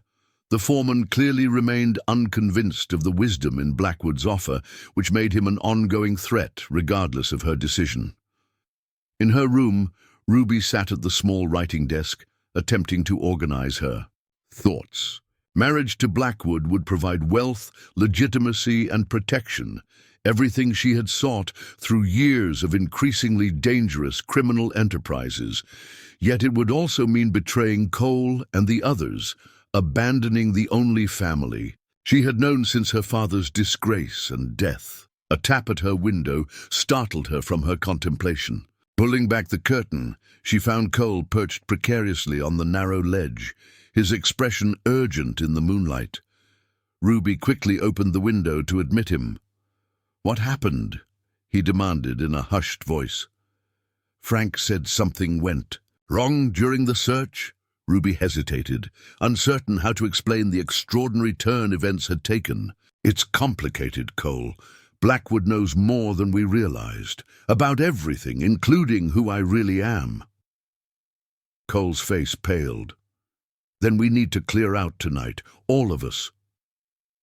"That's not all," Ruby continued, the words feeling strange even as she spoke them. "He's proposed marriage. A business arrangement that would give us, legal access to his fortune and standing in society." For a moment, Cole simply stared at his sister, disbelief evident in his expression. Then understanding dawned, followed by calculation. "You're considering it," he realized, "actually considering marrying the man you came here to rob. It solves problems we haven't been able to address otherwise," Ruby argued. "Legitimacy, a permanent end to running, resources beyond anything we could steal. At what cost?" Cole challenged. "Becoming the wife of a man twice your age? Living a lie for the rest of your life? Abandoning the people who stood by you when you had nothing?" The question struck at the heart of Ruby's dilemma. Before she could respond, hoofbeats sounded in the yard below, riders approaching at speed despite the late hour. Both siblings moved to the window, watching as Thomas Garrett emerged from the bunkhouse to meet the newcomers. "Trouble," Cole muttered, recognizing the lead rider even in the dim light. "That's Hargrove himself. What's he doing here at this hour?" Ruby's stomach tightened with foreboding. Theodore Hargrove's unexpected appearance could only mean complications, potentially deadly ones, for everyone involved in her increasingly tangled web of deceptions. Ruby pulled Cole away from the window as Hargrove and his men dismounted. "You need to leave, now." "Not without you," Cole insisted. "If Hargrove's here, something's wrong. This whole operation is compromised." "I can't just disappear," Ruby countered, gathering her thoughts quickly. "Blackwood will immediately know I've run. We'll lose everything we've worked for these past months." "We've already lost it." Cole's voice rose before he caught himself, lowering to an urgent whisper. "Blackwood knows who you are. Hargrove is here unexpectedly. These aren't coincidences." "Ruby," through the open window, they could hear Garrett's voice greeting the late-night visitors with obvious suspicion. "Mr. Hargrove, this is an unexpected honor. Mr. Blackwood has retired for the evening." "I'm not here for social calls," Hargrove replied, his tone sharp with impatience. "Wake him. We have urgent business that won't wait until morning." Ruby's mind raced, calculating possibilities and risks. "Go back to the others. Get them ready to move, but don't leave the territory yet. I need to understand what's happening before we abandon everything." Cole's expression hardened with frustration, but he knew better than to argue once his sister had made up her mind. 24 hours. If you're not at the meeting point by this time tomorrow, we're coming for you." With a final concerned glance, he slipped back through the window and disappeared into the darkness. Ruby quickly changed from her nightclothes into a simple dress, listening intently to the commotion downstairs as Garrett reluctantly escorted Hargrove and his men into the house. She crept to her door, opening it just enough to hear voices drifting up from the main floor. Blackwood had apparently been roused from his quarters, his deep voice carrying a note of controlled irritation. This had better justify the intrusion, Hargrove. Even in the territories, gentlemen observe certain courtesies regarding the hour of their calls. Spare me the lecture on manners, Blackwood. Hargrove's tone was dismissive. Your cattle shipment to Helena was a fiction. My men found nothing but empty cars and suspicious railroad agents. Perhaps your information was faulty, Blackwood suggested mildly. These things happen in business. My information is never faulty, Hargrove snapped.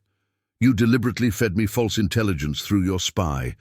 I want to know why. Ruby tensed. Hargrove had discovered the misinformation ploy sooner than expected, and his direct confrontation threatened to expose her double role. Deciding that information was her best defense, she slipped along the hallway toward the back stairs that servants used, allowing her to descend unnoticed to the kitchen.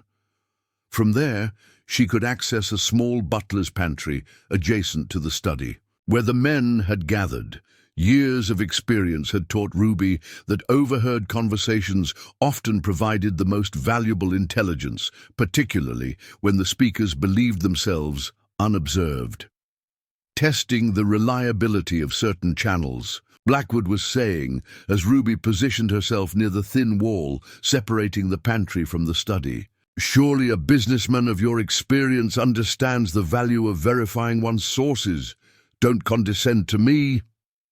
Hargrove's voice had the brittle edge of a man unused to being outmaneuvered. You've known about my operative in your household for weeks. This was a deliberate provocation. If you're referring to Mrs. Caldwell, yes, I've been aware of her divided loyalties from nearly the beginning. A surprisingly resourceful woman, though perhaps not as devoted to your interests as you believed.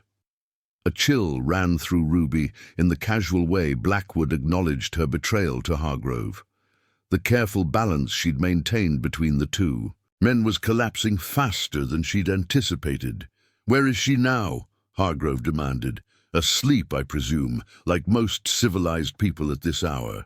Though given the commotion of your arrival, perhaps no longer. I want to speak with her. Immediately. There was a pause during which Ruby could almost feel Blackwood's calculated consideration. That would be problematic.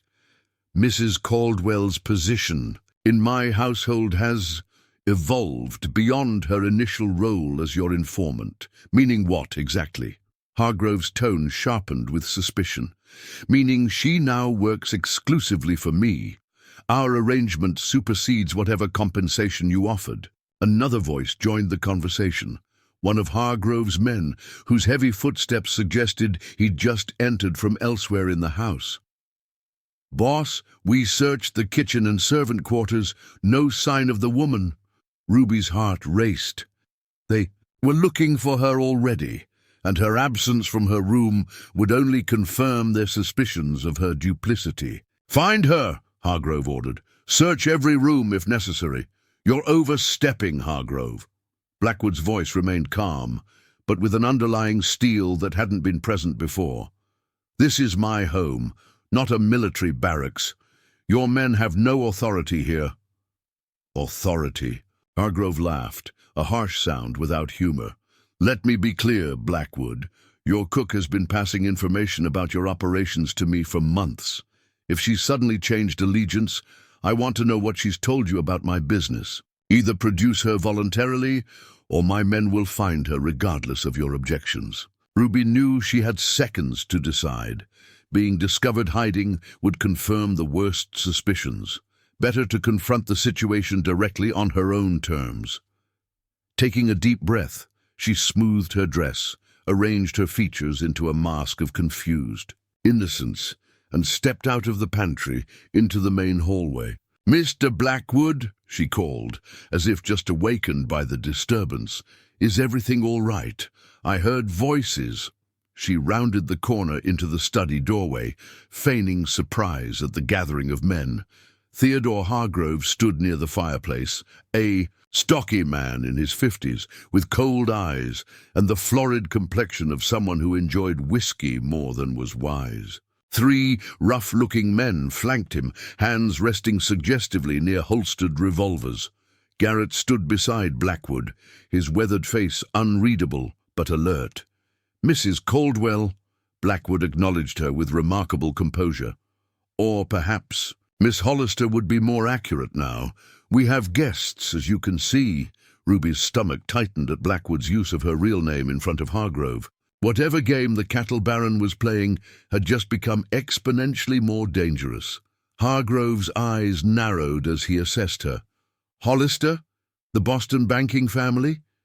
"A previous life," Ruby replied, deciding that continued deception was pointless.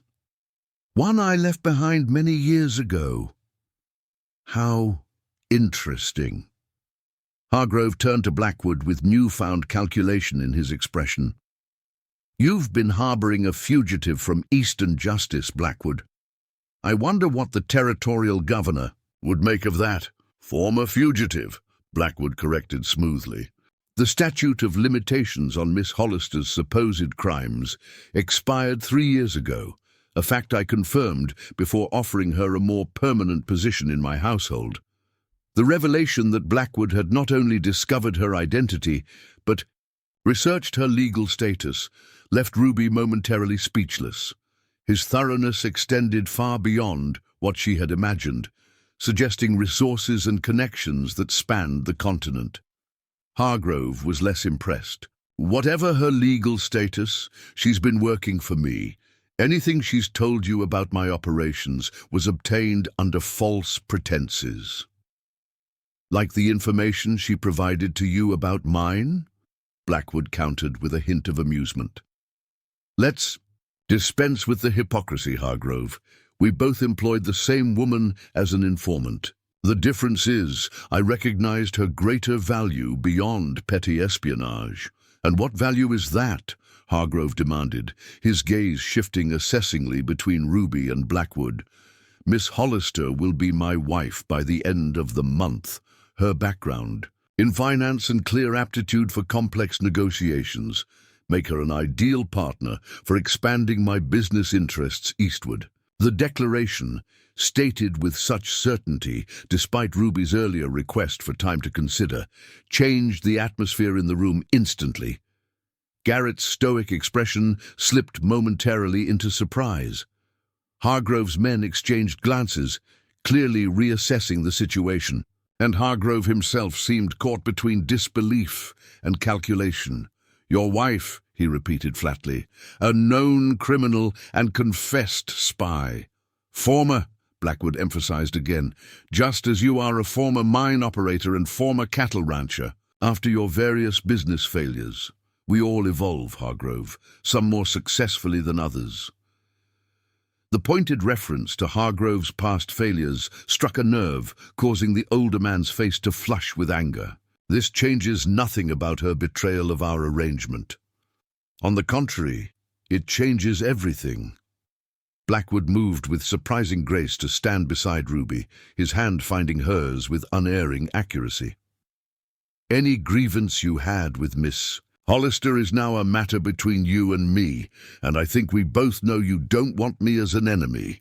The implicit threat hung in the air. Despite his blindness, Jackson Blackwood's power in the territory was formidable, financial, political, and social. Hargrove, for all his bluster, operated on the margins of that power structure, more tolerated than respected by the establishment Blackwood represented. Hargrove seemed to recognize the shifting dynamics. His expression hardened, but he made no immediate move to escalate the confrontation. "This isn't finished, Blackwood. The woman owes me for information falsely given and agreements broken.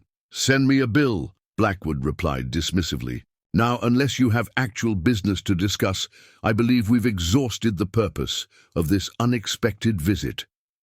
The standoff stretched for several tense seconds before Hargrove jerked his head toward the door, signaling his men to depart. "We'll continue this conversation when you're not hiding behind your blind benefactor, Mrs. Caldwell," he said, the threat unmistakable in his tone. After they had gone, escorted to the door by Garrett, an uncomfortable silence filled the study. Ruby withdrew her hand from Blackwood's, turning to face him despite his inability to see her expression. "You announced our engagement as if it were settled," she observed, keeping her voice neutral. "I believe I asked for time to consider your proposal." "Circumstances forced my hand," Blackwood replied without apology. "Hargrove needed to understand you were under my protection. The engagement was the most efficient way to establish that boundary. And if I decide against accepting?" Blackwood's smile held a touch of genuine amusement. "Then we'll have what the gossips call a broken engagement, socially awkward perhaps, but hardly unprecedented." His expression grew more serious. "Though I suspect recent developments have clarified your options considerably." He was right, of course. Hargrove's appearance had eliminated any possibility of maintaining her double role. The man was now an active threat, rather than merely an unpleasant business associate. And with her true identity exposed, Ruby's carefully constructed world of aliases and deceptions was crumbling rapidly. "Hargrove won't let this go," she said, thinking aloud. "He's not the type to accept defeat, especially public defeat." "No, he isn't," Blackwood agreed. "Which is why my offer includes not just financial security and social rehabilitation, but physical protection as well. Garrett's primary role has always been security chief, not merely ranch foreman." As if summoned by his name, Garrett returned to the study, closing the door firmly behind him. "They've left the property, but I've posted men at the boundaries. Hargrove struck me as a man planning to return with reinforcements." "A reasonable assessment," Blackwood acknowledged. "Miss Hollister and I were just discussing the security implications of our situation." Garrett's gaze shifted to Ruby, measuring her with new consideration now that Blackwood had so publicly claimed her as his future wife. "The main house can be secured effectively, but only if everyone inside can be trusted." The implication was clear. He still questioned which side Ruby truly stood on. "My brother and his associates remain a concern," Ruby admitted, deciding transparency was her best approach with both men. "They'll expect me to rejoin them, particularly now that Hargrove has become openly hostile." "Your gang, you mean?" Garrett clarified bluntly. "Let's not pretend they're innocent bystanders in whatever scheme you've been running." Ruby met his gaze directly. "The Caldwell gang, yes. They're loyal to me, not Hargrove. If I don't make the rendezvous tomorrow night, they'll come looking, and they're well-armed and experienced at breaching secured properties." Blackwood absorbed this information with thoughtful consideration rather than alarm. "Then it seems we have multiple threats converging simultaneously. Hargrove from one direction, your former associates from another." "Former?" Ruby questioned. "I assume that if you accept my proposal, you'll be retiring from your life of crime," Blackwood replied dryly. "Respectable cattle barons' wives generally avoid train robbery and bank heists, as a rule." Despite the tension of the situation, Ruby found herself smiling at his unexpected humor. "Generally, yes, though I suspect your definition of respectable may differ somewhat from society's standard." "Undoubtedly." Blackwood's expression grew serious again. "The question remains, will you send word to your brother, explaining your change in circumstances?" Ruby considered the implications carefully. Cole would never understand her acceptance of Blackwood's offer, viewing it as a betrayal of everything they'd built together. yet failing to communicate at all would potentially place everyone in danger when the gang came looking for her. "I'll write to him," she decided, "but the message will need to be delivered with care. Cole is protective. He won't easily accept that I've chosen this path voluntarily." "Garrett can arrange secure delivery," Blackwood offered, "though I suggest drafting your message carefully. We don't need misunderstandings that could lead to unnecessary violence." As the conversation continued, focusing on practical security arrangements, Ruby found herself watching Blackwood with new awareness. His strategic thinking, adaptability, and calm under pressure mirrored qualities she had cultivated in herself through years of leading the Caldwell gang. In another life, under different circumstances, they might have been formidable partners in crime rather than opposing forces who had reached an unexpected accommodation.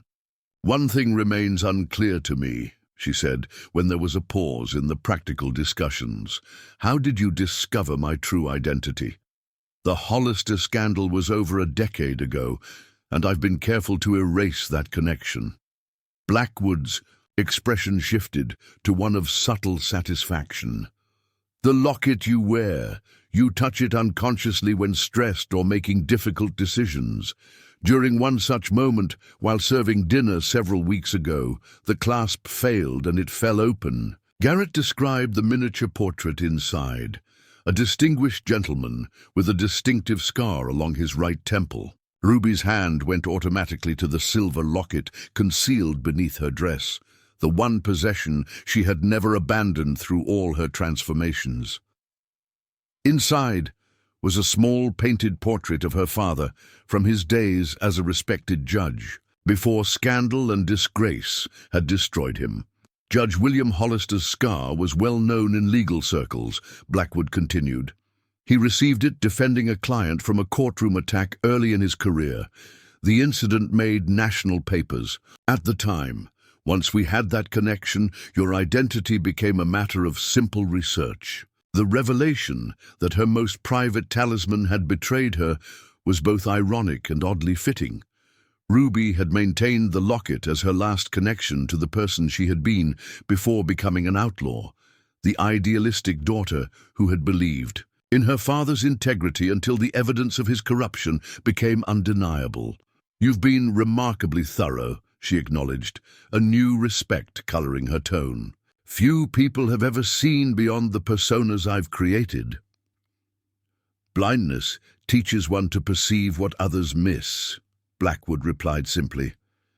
"When vision is gone, patterns emerge more clearly. In speech, in movement, in the small inconsistencies people rarely notice about themselves." Dawn was beginning to lighten the eastern sky, visible through the study windows. None of them had slept, yet the night's developments had created a strange energy that superseded fatigue. Decisions had been forced, revelations made, alliances shifted. The landscape of Ruby's life had transformed in ways she was still struggling to fully comprehend. "I should compose that message to Cole," she said, rising from her seat, "and then perhaps we can all benefit from a few hours' rest before addressing the day's challenges." Blackwood nodded agreement. "Use my desk. Garrett will arrange for secure delivery once you've finished." As Ruby settled at the ornate mahogany desk, pondering how to explain her choice to the brother who had been her only family and closest ally for over a decade, she realized that her decision had already been made. Not in the dramatic confrontation with Hargrove, nor in Blackwood's public declaration of their engagement, but in the quiet recognition that had been building for weeks, the recognition of a path that offered something beyond the endless cycle of deception and flight that had defined her adult life. The letter she eventually composed was brief but honest, explaining her choice without apology or excessive justification. Cole would not understand immediately, perhaps never fully, but she owed him the truth rather than another convenient lie. As she sealed the envelope, Ruby felt Blackwood's presence near the desk, his uncanny awareness of her movements requiring no visual cues. "It's done," she said, handing the letter to Garrett, who had remained a silent, watchful presence throughout her writing. "And your decision?" Blackwood asked, though something in his tone suggested he already knew the answer. "I accept your proposal," Ruby replied, the words both an ending and a beginning, "though I suspect neither of us fully understands what we're agreeing to." Blackwood's smile held a complexity that matched her own conflicted emotions. The most interesting partnerships often begin that way. Certainty is overrated, Miss Hollister. Possibility is far more valuable. As Garrett departed with her letter to Cole, Ruby stood at the window watching the sunrise illuminate the vast landscape of Blackwood Ranch, a domain she had entered as a thief and spy, but would now help shape as its mistress. The future remains uncertain, fraught with potential conflicts from Hargrove's revenge and Cole's sense of betrayal. Yet for the first time in years, Ruby felt something that had been absent since her family's downfall. The prospect of building something lasting rather than simply surviving from one scheme to the next. Whether this unexpected turn would lead to redemption or merely a different kind of confinement remained to be seen. But as Blackwood moved to stand beside her at the window, his presence solid and unexpectedly reassuring, Ruby allowed herself to acknowledge the truth that had been gradually emerging throughout her time at the ranch. The blind cattle baron and the outlaw queen recognized in each other something rarely found in their respective worlds, an equal worthy of respect, capable of understanding the complex balance between vulnerability and strength, deception and truth. 3 weeks later, Ruby stood before the mirror in what was now her private dressing room, examining the elegant cream-colored wedding gown that Mrs. Peterson had created with remarkable speed and discretion. The silk and lace confection was far simpler than what she might have worn in her previous life as Judge Hollister's daughter, yet more refined than anything Ruby Caldwell the outlaw could have dared to publicly claim. Like the woman wearing it, the dress existed in a space between worlds, respectable enough for a prominent cattle baron's bride, but without the excessive ornamentation that would have seemed false on a woman with Ruby's complex history. "It suits you," observed a female, a voice from the doorway. Ruby turned to find Sarah Mitchell, the housekeeper, watching her with thoughtful assessment. The older woman had initially been the most skeptical of the household staff regarding Ruby's abrupt transition from cook to future mistress, but recent events had forged an unexpected alliance between them. "Thank you," Ruby replied, smoothing the fabric. "Mrs. Peterson did remarkable work, especially given the time constraints." "Money accomplishes miracles in a frontier town," Sarah remarked dryly. "Even with dressmakers." She stepped into the room, closing the door behind her. "Garrett sent me to inform you that the perimeter is secure. No sign of either Hargrove's men or your brother's gang." The reminder of these dual threats tightened Ruby's stomach despite weeks of preparation. And the guests? Arriving now. Judge Harrington and his wife, Senator Evans, the territorial governor and his entourage. Sarah's expression remained neutral, but her eyes held a question. "Are you certain about this course, Miss Hollister? There's still time to reconsider." The use of her real name, which Sarah had only learned during the tumultuous night of Hargrove's visit, signaled the housekeeper's genuine concern rather than mere professional inquiry. Over the past weeks, as Ruby's position in the household transformed, Sarah had gradually revealed herself to be more than just an efficient domestic manager. She was Blackwood's cousin by marriage, a widow who had chosen to manage his household after his accident out of family loyalty rather than financial necessity.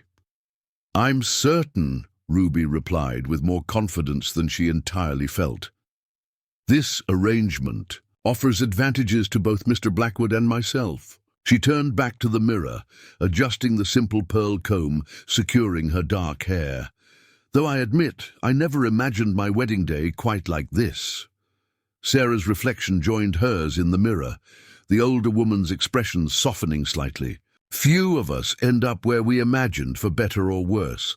Jackson certainly never envisioned running an empire without his sight, yet here we are." She moved forward, making a small adjustment to Ruby's veil. "The question isn't whether this matches your girlhood dreams, but whether it creates a future you can live with, perhaps even find satisfaction in." The pragmatic assessment echoed Ruby's own thinking.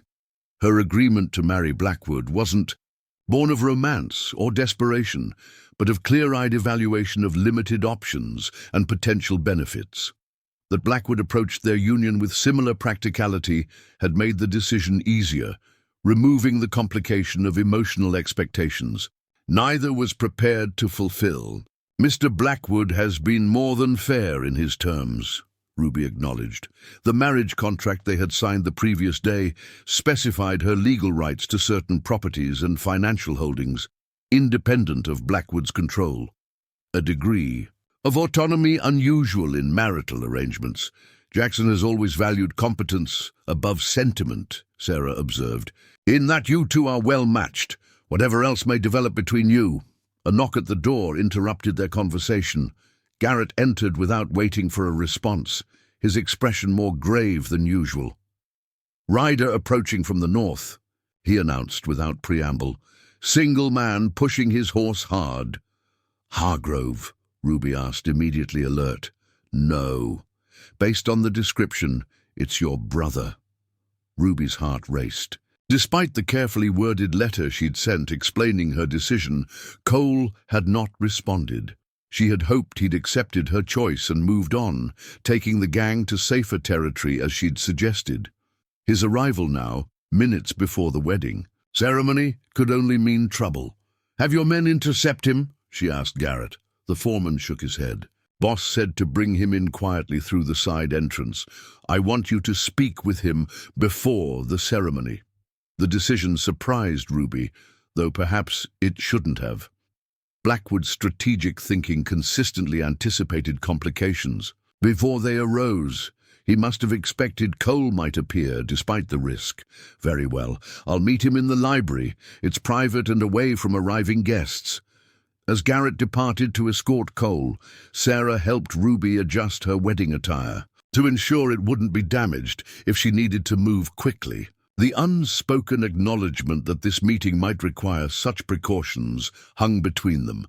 "Would you like me to remain nearby?" Sarah offered. Ruby considered, then shook her head.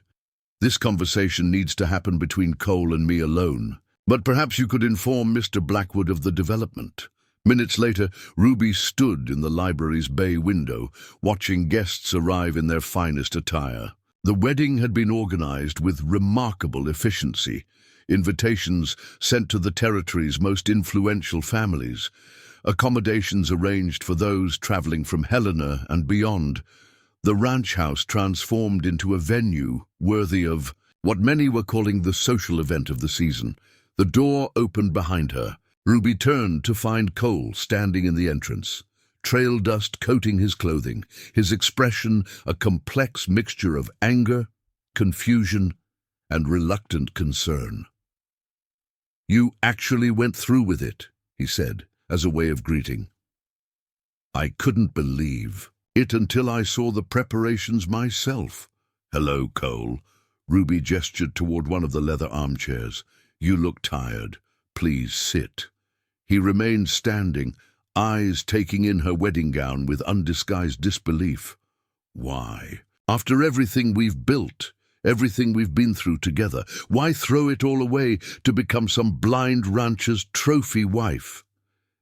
"Is that what you think this is?" Ruby's voice remained calm despite the accusation. "That I'm abandoning our life for pretty dresses and social position? What else could it be? The Ruby I know would never settle for domesticity, never choose a cage, no matter how gilded." Ruby studied her brother, seeing beyond his immediate anger to the fear beneath, fear of losing the sister who had protected and guided him since childhood, who had transformed them both from destitute survivors into feared outlaws. This isn't a cage, Cole. It's a foundation. She moved closer, keeping her voice low despite the library's privacy. Think about it. As Blackwood's wife, I'll have legitimate access to financial systems, property holdings, banking connections, all the institutions we've been working against for years. The very power structures that destroyed our family can now be navigated. Oh, from within. Cole's expression shifted from outrage to calculation as he absorbed her implication. You're playing a longer game. I'm adapting to changing circumstances, Ruby corrected. Hargrove knows who we are. The Caldwell gang's days were numbered the moment he discovered my true identity. This marriage provides protection and opportunity that we couldn't achieve through our former methods. And Blackwood, what does he think he's getting from this arrangement? Ruby gestured toward the window, where the gathering of influential guests was visible on the manicured lawn. Legitimacy of a different kind. His blindness makes other men question his capacity, view him as vulnerable. A wife with financial acumen and social connections counters that perception, particularly as he expands into Eastern markets. So it's purely business. Cole's tone made it half question, half statement. Ruby hesitated, then opted for honesty. Not entirely. There's a mutual respect that I didn't anticipate. Blackwood sees me, the real me, not just Ruby Caldwell or Elizabeth Winslow or any of my other aliases. He understands what I'm capable of and values it. Something in her voice must have betrayed more than she intended, because Cole's expression softened with sudden understanding. You actually care for him. It's more complicated than that, Ruby deflected, unwilling to examine too closely the gradual shift in her feelings toward Blackwood over recent weeks. We have complementary strengths and shared objectives. The arrangement makes sense for both of us. Cole sank into one of the chairs, the fight seeming to drain from him. And what about me, the others? We've followed you for years, Ruby, trusted your judgment, your plans. Now we're left hanging, with Hargrove gunning for us and our leader suddenly playing society wife. The genuine hurt in his voice pierced Ruby's carefully maintained composure. She knelt beside his chair, taking his hand as she had so many times during their childhood, when she was the only stability in his disrupted world. You're still my brother. That hasn't changed. She squeezed his fingers gently. And I haven't abandoned you. The documents I sent contain more than just my explanation. Did you read the deed carefully? Cole frowned. The property near the Gay Colorado border. I glanced at it but didn't understand why you included it. Because it's yours now. 2,000 acres, legally registered, enough to start a legitimate ranch, with the initial investment to make it viable. Ruby held his gaze steadily. Marcus has experience with cattle from his days before joining. As Frank knows horses better than anyone I've met. You have the leadership to make it work. You're buying us off, Cole said, but without real heat. I'm offering an alternative to a life that's becoming increasingly dangerous, just as I found mine. Ruby stood, smoothing her gown. The choice is yours, of course, but know that whatever you decide, you'll always have my support, albeit in more legal forms than previously. Cole remained silent for a long moment, protesting this unexpected turn. Finally, he rose from the chair, his expression resigned but no longer hostile. You always were 3 steps ahead of everyone else, Ruby. I shouldn't be surprised you found a way to outmaneuver even your own circumstances. A knock at the door preceded Garrett's entrance. The foreman glanced between the siblings, assessing the situation before addressing Ruby. The ceremony is set to begin in 15 minutes. Mr. Blackwood asked if you needed more time. No, Ruby replied, holding her brother's gaze. We've said what needs to be said, haven't we, Cole? After a heartbeat's hesitation, Cole nodded. I suppose we have. He straightened his trail-worn jacket in a gesture of dignity. Will there be objections if I stay for my sister's wedding? I'm hardly dressed for the occasion, but family should be present for such moments, I'm told. The olive branch, awkwardly extended but genuine, brought unexpected warmth to Ruby's chest. No objections at all. In fact, I would be honored if you would walk me down the aisle. The gesture clearly surprised both Cole and Garrett, though for different reasons. The foreman recovered first. I'll inform Mr. Blackwood of the addition to the proceedings, and perhaps find a spare jacket for the gentleman. As Garrett departed, Cole turned to Ruby with naked vulnerability in his expression, a rare glimpse of the boy he had been before years of hardship had forged him into a hardened outlaw. Are you sure about this, Ruby? Not just the wedding, but all of it? Ruby considered the question with the honesty it deserved. 3 weeks ago, her acceptance of Blackwood's proposal had been a strategic decision born of limited options and practical advantages. Since then, as they'd worked closely to prepare for both the wedding and the business consolidation it represented, something unexpected had developed between them, a partnership based on mutual respect that occasionally hinted at deeper possibilities. I'm sure, she replied finally, not because it's perfect or what I once imagined, but because it's right for who I've become, for who we've both become. The ceremony itself passed in a blur of formal words and solemn promises. Ruby stood before Judge Harrington in the flower-adorned parlor, Cole at her side, until the moment he placed her hand in Blackwood's, with surprising formality. The assembled territorial elite watched with varying degrees of curiosity and speculation as the blind cattle baron and his mysterious Eastern bride exchanged vows. Blackwood cut an impressive figure in his formal attire, his bearing dignified despite, or perhaps because of, his blindness. When he spoke his vows, his deep voice carried a certainty that belied the pragmatic nature of their arrangement. Ruby found herself responding with unexpected emotion, the practiced words taking on meaning beyond their legal significance.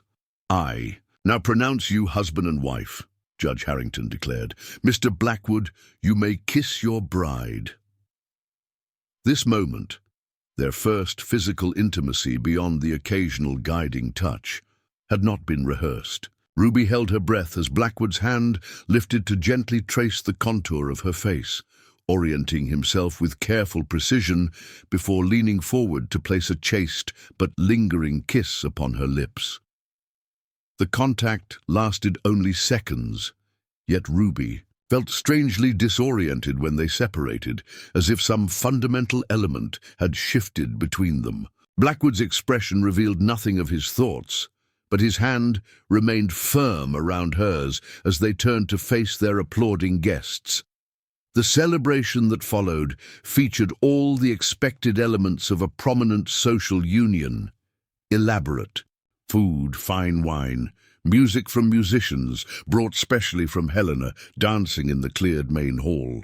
Ruby moved through it all with practiced poise, accepting congratulations from people who had no idea that the elegant Mrs. Blackwood had robbed stagecoaches and trains throughout the territory just months earlier. Cole departed before the festivities concluded, slipping away with a brief farewell and a promise to consider the Colorado property. His exit was noted only by Ruby and Garrett, the latter ensuring the younger man left without interference from the security measures still in place against potential threats from Hargrove.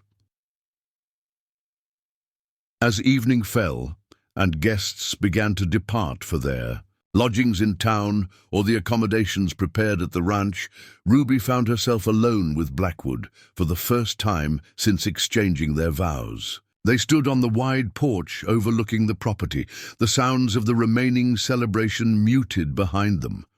Your brother's appearance was unexpected, Blackwood observed. Garrett tells me the conversation went better than anticipated. Cole is adaptable when given time to adjust. Ruby watched the sunset painting the distant mountains with golden light. A family trait, apparently. Blackwood smiled at that. Indeed, Adaptation is an undervalued skill, particularly in a world that changes more rapidly than most recognize. He turned slightly toward her, his expression thoughtful. We've accomplished a great deal in 3 weeks. The merger with the Eastern investors is proceeding smoothly. Hargrove has been neutralized politically through our connections with the governor, and your brother seems to be considering the legitimate opportunity you've offered him. Success on all fronts, Ruby agreed. Though Hargrove still concerns me, men like him don't accept defeat gracefully. A valid concern, but manageable. Garrett has arranged appropriate security, and our new connections provide additional insulation against whatever schemes he might attempt. They stood in comfortable silence for a moment, the unusual ease between them still surprising to Ruby after years of maintaining careful distance from everyone except Cole. "There is one matter we haven't fully discussed," Blackwood said finally. "The more personal aspects of our arrangement." Ruby had been expecting this conversation, though its timing still caught her slightly off guard. Traditional expectations of marriage included elements they had deliberately avoided addressing in their negotiations, focusing instead on the business and social advantages of their union. "I understand that our agreement was primarily practical," she began carefully. "If you prefer separate accommodations—" "And that's not what I meant," Blackwood interrupted gently.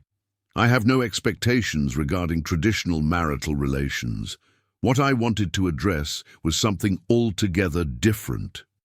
He reached into his jacket pocket and withdrew a small object that caught the fading sunlight, the ivory key to the hidden compartment beneath his bedroom floor.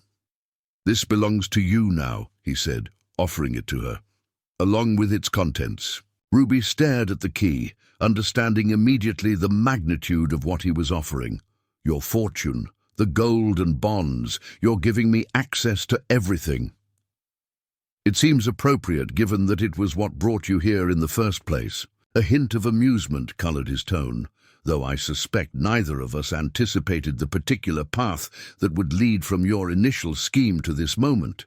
Ruby accepted the key, its weight in her palm, representing far more than mere material wealth.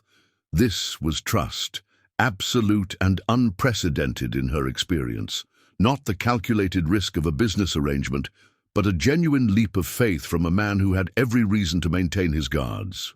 "Why?" she asked simply. Blackwood turned his face toward the sunset he couldn't see, his profile strong against the golden light. "Because true partnerships require more than contracts and legal protections. They require trust freely given, not merely promised." He paused, choosing his words with characteristic precision.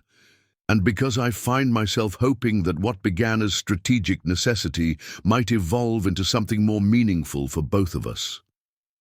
The candid admission, the closest, either had come to acknowledging the subtle shift in their relationship, touched Ruby in ways she hadn't expected. For years, she had navigated the world through calculation and control, viewing emotional connections as vulnerabilities to be avoided. Yet standing beside this man who had seen through her deceptions from the beginning, she found herself considering possibilities beyond her carefully constructed parameters. "I believe it already has," she replied quietly, surprising herself with the admission.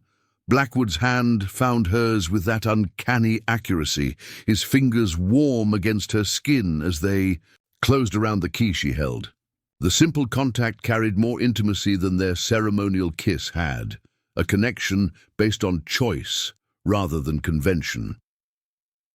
As twilight deepened around them, Ruby Elizabeth Hollister Blackwood contemplated the strange journey that had brought her to this moment, from privileged daughter to desperate outlaw to respectable wife, with countless identities between. The fortune she had come to steal was now legally hers.